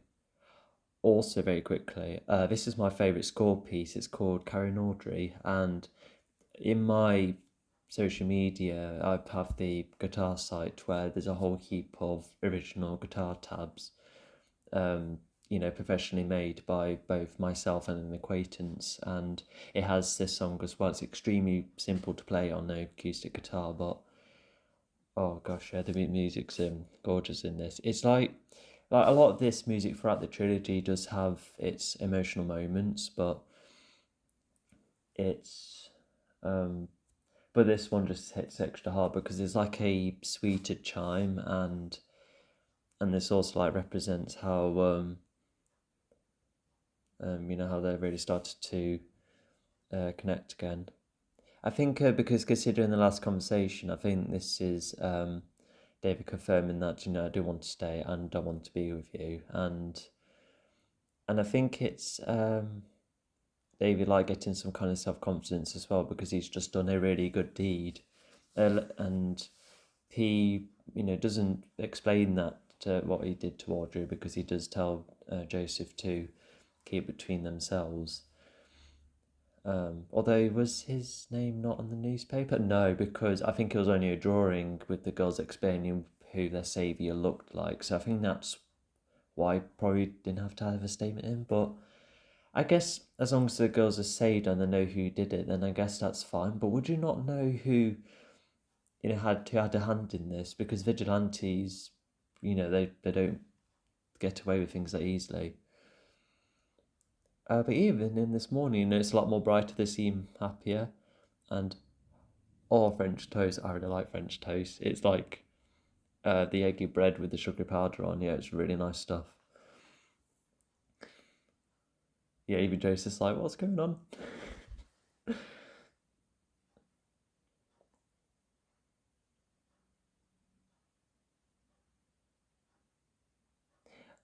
Yeah, that's reasonable to say for Audrey, because if Elijah has, continued to be evasive and started to know things he shouldn't, which is like a bit of a breach of privacy, then yeah, of course. Because even if Elijah has helped give David some kind of purpose and answers, um, I like, there's almost like no reason to have, keep in touch with Elijah. Because as we find out in Glass, David continues to save people, and he may be slightly thankful that he's Elijah's helped clarify for what he wants to do and who he wants to be. But Elijah, he's caused a heinous amount of acts. Heinous, is that the right word? Or just really bad. And so Elijah does get punished for it by being locked up. So, Elijah has, need to be, around if he's done, well, he shouldn't be wandering, freely if he's done all of these horrible acts. But anyway, so that's where Joseph finds out that, David is here after all. Oh, he's saying he was right as well. Oh my gosh, and it's like really getting to him. And yeah, that's where David's like, just don't say it to Audrey, because I think oh yeah, because earlier Audrey, isn't like a fan of violence, because as she's talking about sport, she admires the skill, but she doesn't like the rough nature of it. So yeah, so that's why I'm just keeping it to themselves. And I think if David is, if he's got quite a varied shift-based job, unless he is like on a specific rota of his job, so I think he would have to justify why he does keep going out and about. But would that mean he keeps going? He would have kept going out and about despite really currently connecting with Audrey. So he must have got a rather good balance to do that.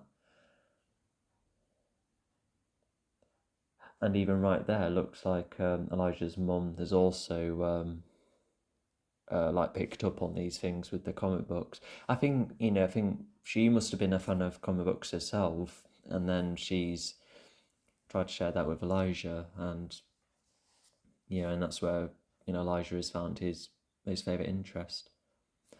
I also really like this line right here. The the one who does the fighting and the more leading antagonist who is the smarter one, which also like kind of foreshadows the third film as well. But I think in that line right there, I think it probably would have not that the Orange Man and Elijah would be working together, but I think that's what it's kind of referring to. You have either the physical one or the mentally intelligent one. It's those types of bad guys.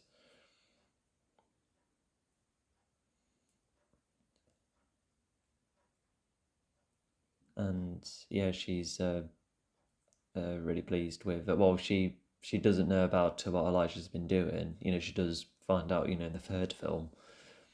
But definitely soon after the events of this film. And but yeah, up until hearing about because while she doesn't know what Elijah's been doing, she's still pleased with how far he's got, because he used to be a kid, trapping himself in his own room, and now he's out and about socialising, sharing his interests. And yeah, and Elijah's read the news. And he's wearing yet another shirt with underline purple, or purple underneath.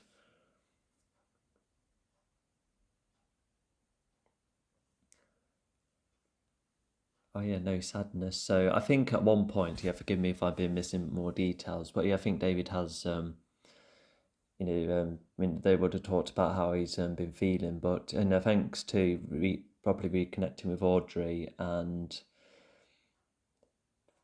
and and the acts of heroism he's done, David does feel a lot better. He's a bit more bright, and the way he was talking with Elijah's mom is not standoffish as he sometimes has been. Wonder some people found that suspicious with the way he's just walked away, but I suppose everyone would be distracted. Oh yeah, that's where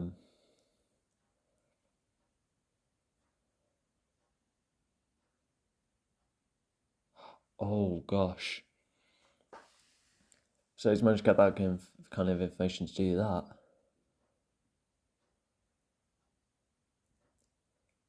Yeah. So yeah, the film shows that that David and Elijah have never shook hands, etc. So with Elijah finding about that, that's where he's it's like the right time for Elijah to explain what he's been doing all this time. Although it looks like he's done way more. Something about a mudslide, that must be quite a feat. And he's smart with electrics as well. And yeah, that's how he would have jarred the train and the fire caused as well. Gosh, like this twist is like so effective. It's got to me again. And so yeah, it is like part of the theme in the movie to find your own purpose. And whilst because Elijah has because he claims that his purpose is creating David, but he's like really ashamed of. Yeah, I think he's definitely ashamed of what he's been doing, to find all of those answers. So it looks like there's a lot of guilt within him, because he does explain, well, the way he talks later, you can tell like he's really upset, from how far he had to, how much he had to do to get the answer he wants. And he may have, yes, he's found David, who he sees as his opposition, but he's come out at such a massive cost. All of that damage and the lives, like, oh my gosh. And it's playing that, oh my god, that delivery. Oh. And is explaining one more of the like aspect in comic book stories, and yeah, Elijah sees himself as the antagonist out of the two opposites as well. And so that text explains what David does with the information. And then once again, Elijah talks about the kids, back in his history. And so yeah, sent an institution. And so I don't think that's the same one in the third film, but transitions are possible, going from one institution to the next. And so yeah, that is the Unbreakable commentary. So I think out of all the films I will be commentating, because I want to go for, unless I'm really into a specific film, even if it's popular, I would like to stick to films which I think have been not as spoken about. Unbreakable has been talked about quite a lot and analysed quite a bit.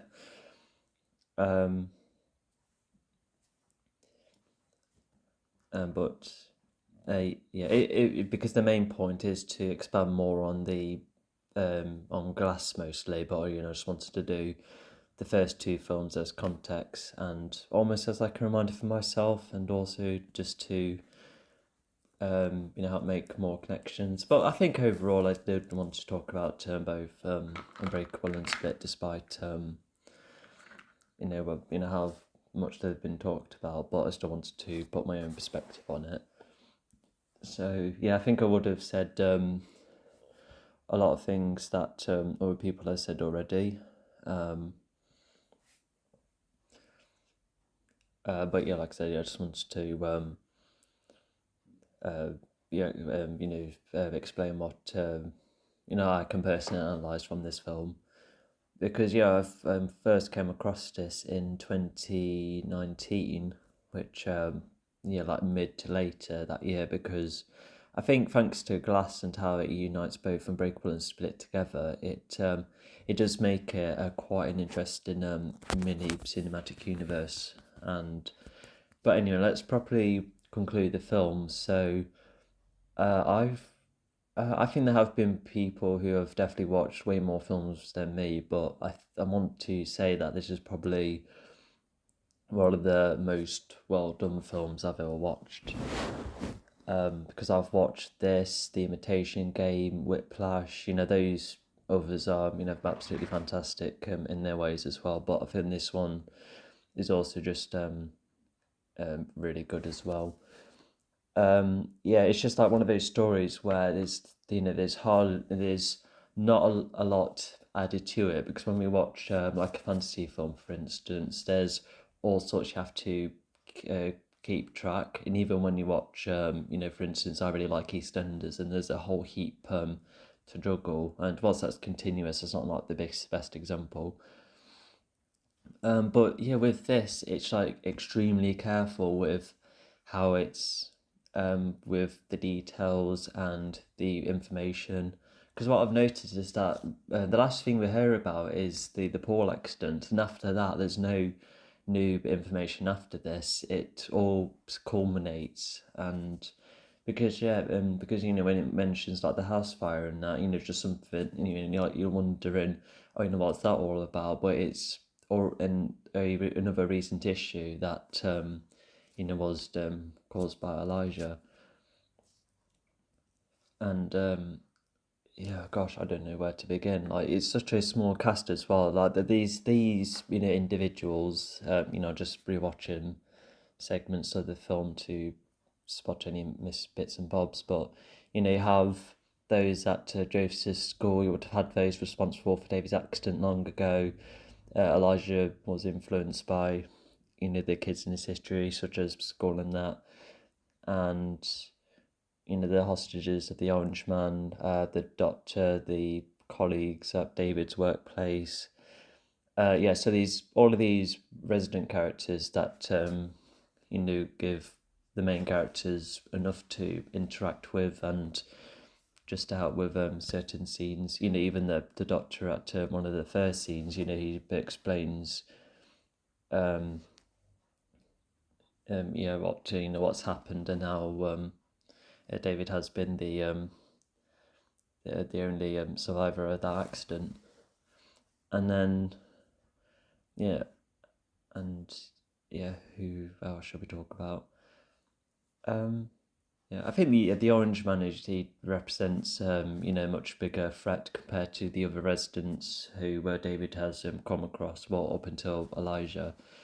And it just goes to show the kind of people that David will be going for. I think he definitely will be trying to take down all sorts of criminals, because in the third film, he does go after a couple who were just hitting people just to make views. And David does go for smaller cases as well, not just Orange Man scale kind of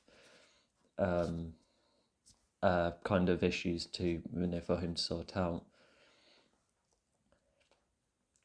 And then we have David's family. You have Joseph, who he almost acts as the one who kind of helped keeps the family together.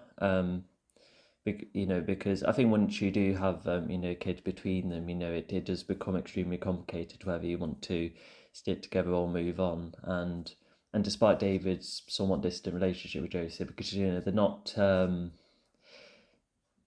very formal with one another almost. They have just very like basic conversations, but there is still moments of bonding because in the weightlifting scene, that's where they're both were just curious about what David's strength is like. So there is definitely some kind of relationship between them, but it is just somewhat distant because when we watch all sorts of media with parents and and despite cases where they argue, they're very like just very adventurous and they're very like looking forward to do things together, and they're very often have very uplifting chemistry. But this is a kind of story where it's just presented a bit more formally, and despite how mundane it seems at first, there's a lot that justifies it. And Joseph acts as someone who represents, well, not only nearly believing Elijah immediately, despite what the parents say, because Audrey never finds out, I don't think, but especially when looking at the third film, which I'll get to that. But until David does believe Elijah at the end, the parents are like, just don't listen to Elijah. But Elijah's like, there's the weightlifting, and I'm confident that this weapon won't get to you. And yeah, he's I think it's almost like something for it's like something exciting going on, because if he has been living a life where he just sits around watching TV, playing with his action figures, they don't seem to be the most wealthiest family either. Because David is in security, and she definitely has a medical job of some sort. But I think I think they just have to. Yeah, they look like the kind of family that have to budget carefully. I think it also just goes to show that if he did go for a sporting career, then would have lived more wealthier lives. So I think there is that tiny little subtext that could wealth also affect them as well. But as we find out in the end, they can just get on just fine. They just need to reconnect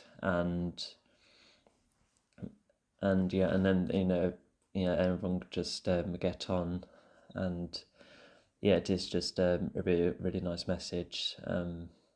Nice.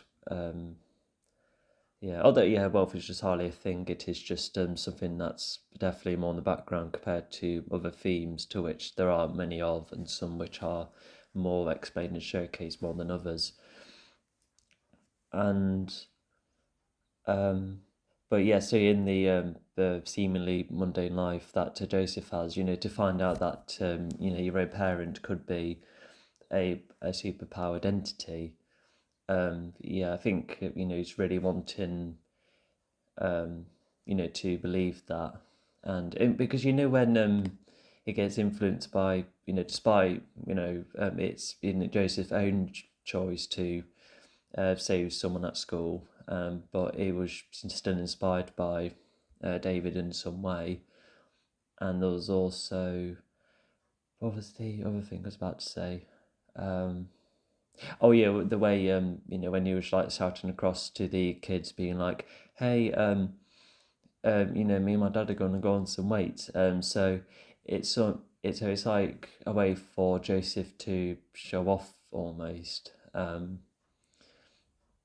So yeah, it's that just explains a bit more for why he really wants to believe his dad is super powered. So I think I could be grasping at straws, but I'm just trying to make a picture from the existing information. I could be wrong, but yeah, I still just want to explain, because this is definitely like one of those kind of films where, just gives you pretty much all the information you're being given, and then you do work out some bits and bobs for yourself, despite being given some definitive answers. Like, for instance, with, like, I think at first, the house fire and the train accident, because at first, they could just be seen as normal everyday accidents, but no, they were part of a much grander scheme, which does create a huge shock value and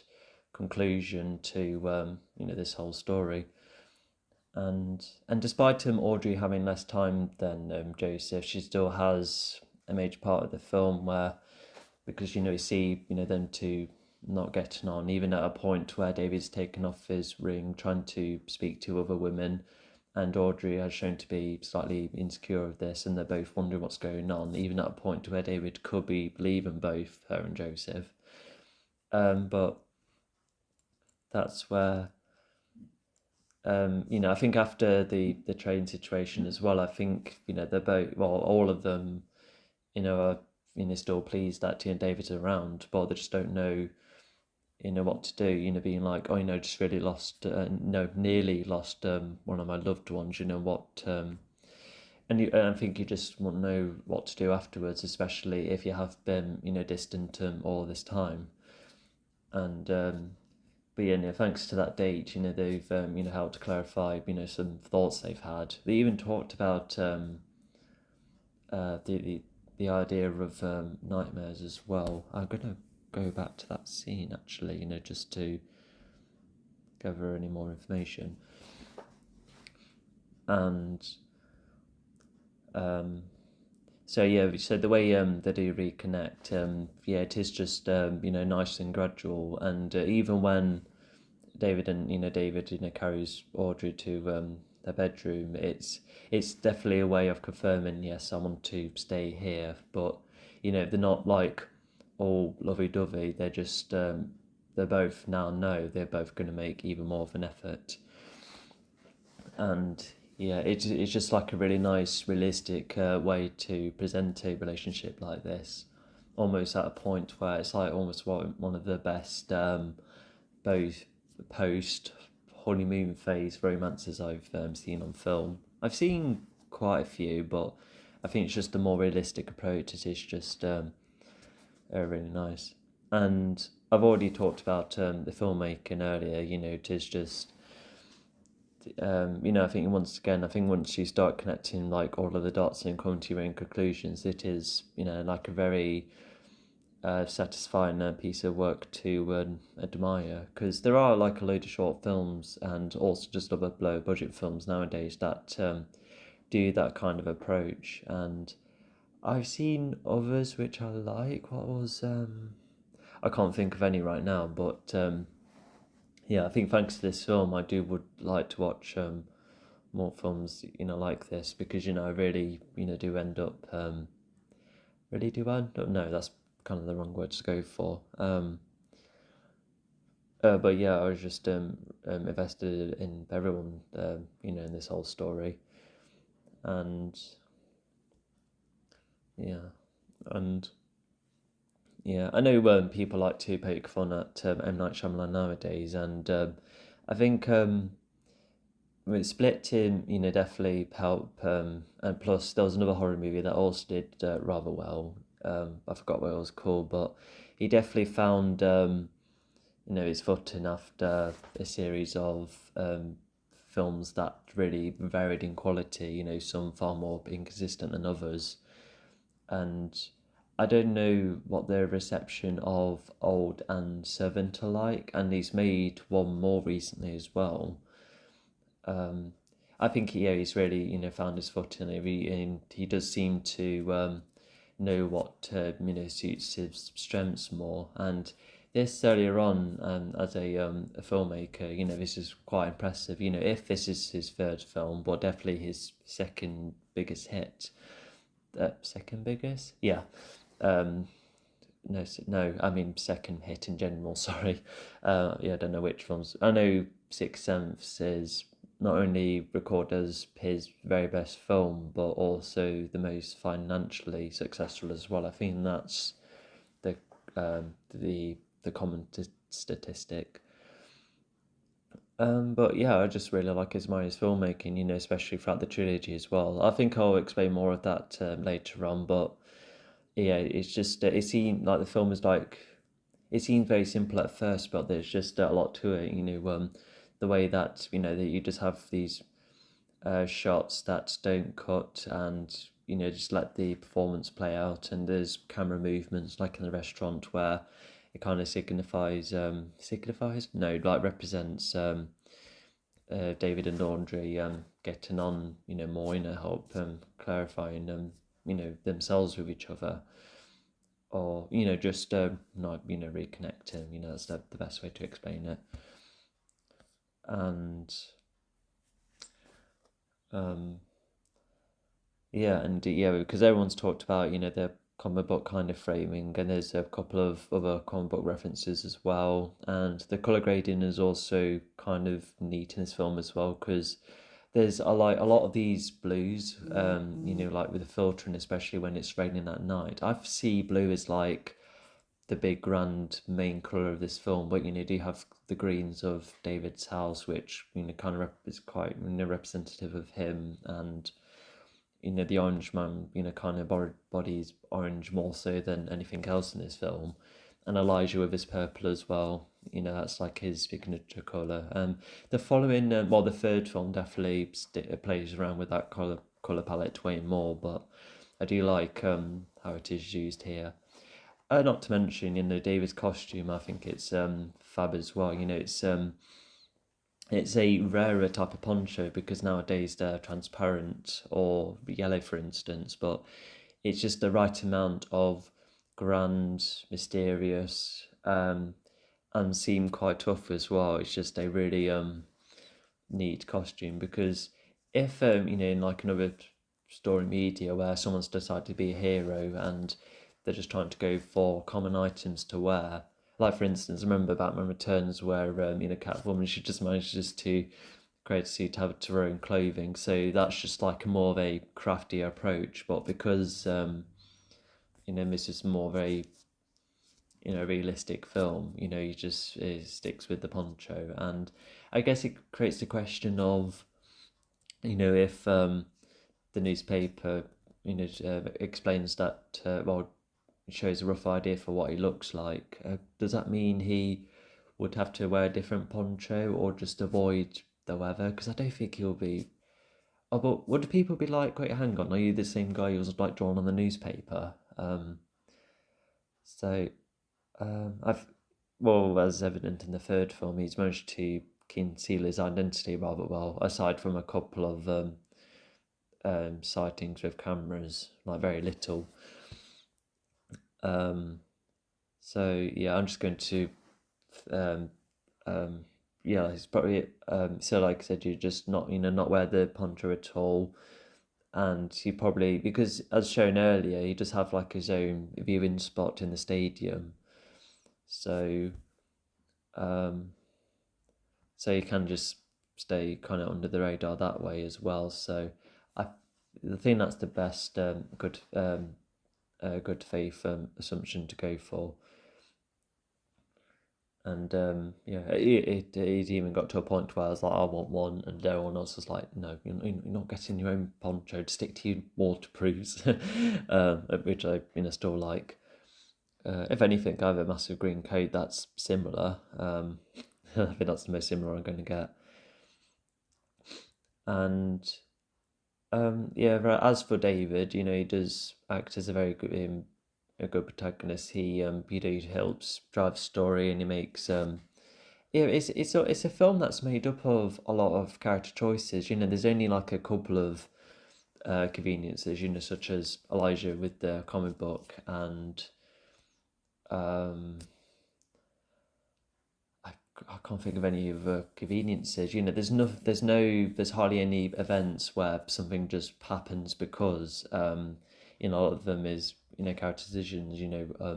let's choose to go there. Let's choose to see him.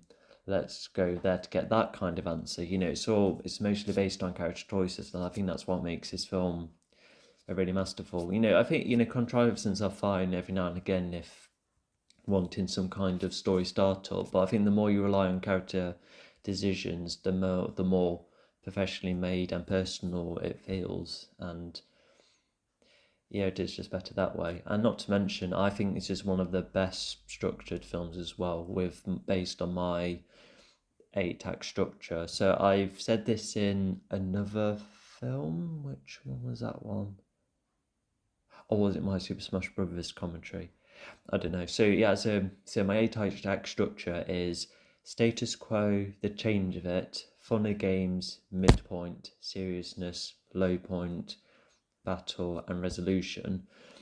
And the way this film really fits with that scale, because if I just go do a run through, we know about David and Elijah's status quo, alongside some bits and bobs of the history to learn some moments about the characters. The train accident is, I would say, is the turning point. The one-off event that's completely changed everyone's lives, and then afterwards, it is just David, trying to figure out some bits and bobs himself. Trying to question his own.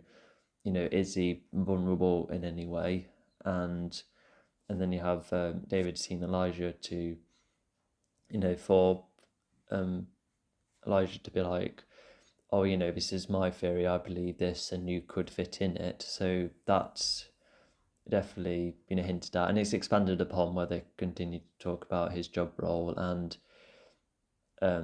David and Audrey are just wondering about their relationship at this point, because after the midpoint, that's where they do make a bit more of an effort to reconnect. But at this point, them two are in question, and Elijah finding other answers, like the guy with the weapon in the yellow shirt, or the camo as they've described it. So there's that, and there's also after the midpoint where it represents both before and after Elijah's latest accident with the stairs.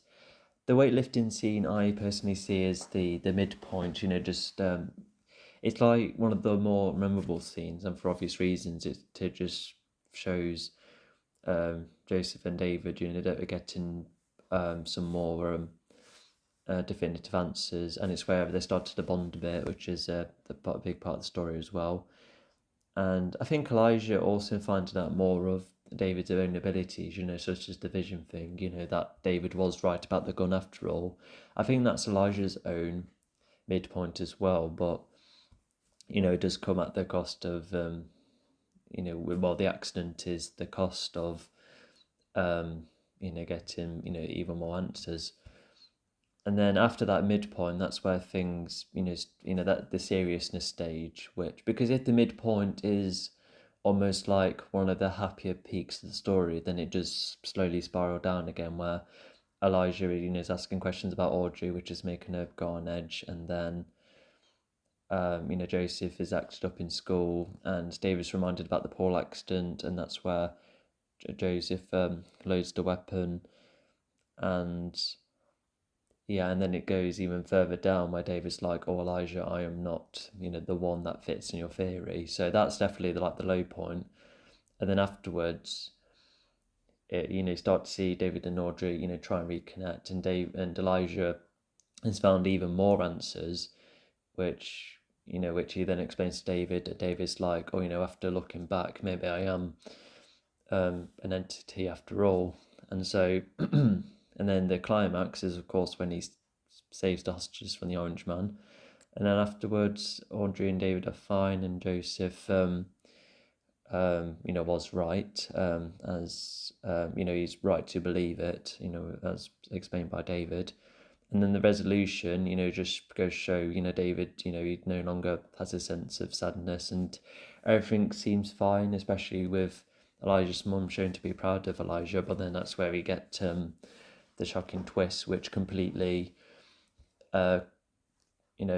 answers the lot throughout the entire film. So you can just see how, like there's some scenes that are like representative of my eight-act structure, and just these little connective bits that really help add the story up, because it's just so precise as well, because not in an action film, of course you'll need more action, and because I like long action scenes, but you can make an argument that an action scene should be just nice and concise to actually create a sense of progression.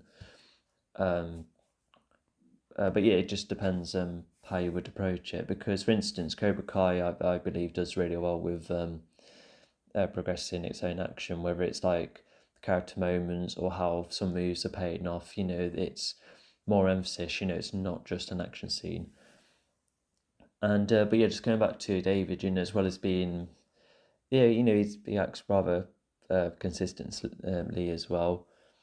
And let me just get back to that scene again. Yeah. So he does work as like a really solid protagonist, and for him to find his own self purpose, it is like really satisfying, and we feel happy for him, and even if you have if you heard about this trilogy and you start watching it, you do there is that sense of looking forward to, or what is he going to be like when we see him again.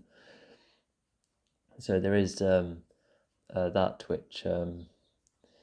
It just feels like there's more to it and you want more, which is also just like really important. And then let's talk about Elijah. So he's probably my favorite character in the film. With you can see why he's making those choices, and the actions he takes, especially the big ones, the big nasty ones, they he does get consequences for them, such as getting thrown into a institution, and even oh yeah, that's interesting as well, because Elijah smart enough to know that now that they got the answers they want. Elijah was willing to part ways with David, so yeah, I think he knows that there was no need to keep in touch. So wow, so yeah, because in the third film, confirms that he was just extra smart. This film only hints that, because there's never, like, for instance, there's never a point in the film where they're like, oh, David, you're super strong after all.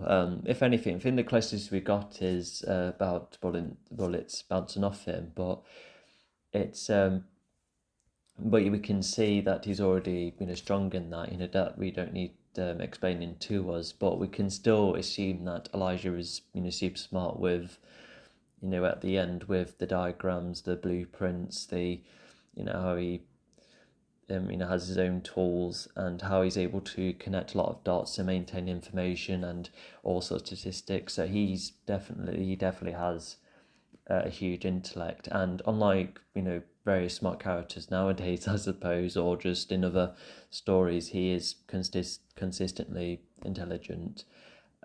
If anything, the comic store scene, I did find that a bit puzzling. Where he just came across just the right comic, but I think it is just one of those moments where if you nearly got that answer, but David could have not been that guy after all. I think Elijah was just having a phase of giving up, or maybe just having like a phase of thinking, just like wondering what to do next. And that twist, like, oh my gosh, because just once again, story twists are often just done as like a shock factor, but this twist, however, comes from already existing information. It gives us answers, and that's where you're like, oh, so that's why. And it's just, that twist was just well done. I think this is definitely the blueprint on how to make a good twist. It's weird to say, oh, this is like a really good blueprint to do this, this, and this, but you would have to achieve that with your own story, with your own context, because you can't exactly create a diagram, or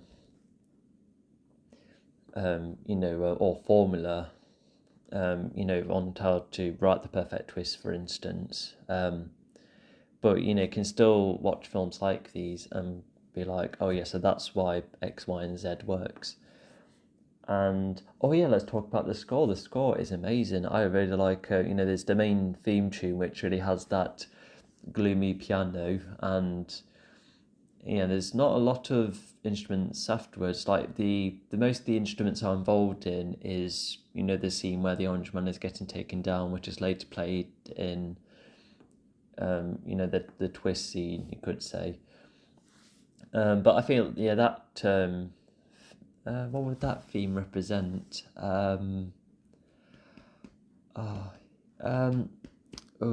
Just trying to connect dots. They're both big scenes, I'll give you that. Could it be? Oh, I've got it. Maybe, despite the theme having its own name, I think the song theme is like a theme of purpose almost, like, because when David does take down the Orange Man, it gives you that sense of, that was, David has found the role he was destined for. But later, but in the twist scene, that's where Elijah has that sense of, I finally know who I am. So despite playing the same theme, it's both in far different contexts, obviously, because David is found out who he is by doing and doing good deeds. But with Elijah, he's had to do a lot of bad things to find out who he is. So there's still that kind of parallel. And but yeah, the main theme, which I kind of see as like the main theme throughout the trilogy, because it's the only theme that plays in all three films. And just because it really sells that grand nature, like a subtle aspect of the supernatural that exists within this real world. And yeah, the piano acts as like a really solid, good hook, and it plays. And because I think the fall theme is more so fully played in the scene where David is around the crowd of people. And by the way, I really like the shot to where he was like opening his arms, to try and see what else other people have done. It just showcases more of how he's becoming more of a force of nature. But yeah, just going back to the music and the main theme. It is.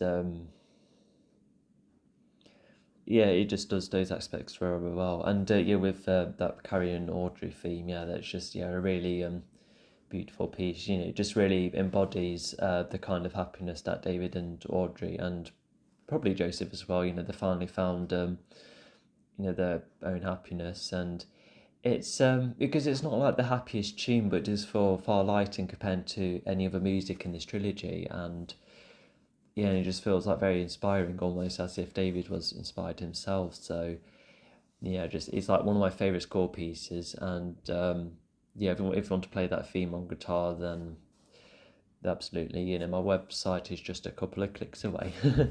So well done, James Newton Howard, for an incredible score. And we all know that this film is the best in the trilogy as well, because it's such a massive gap between this film and then the other two. And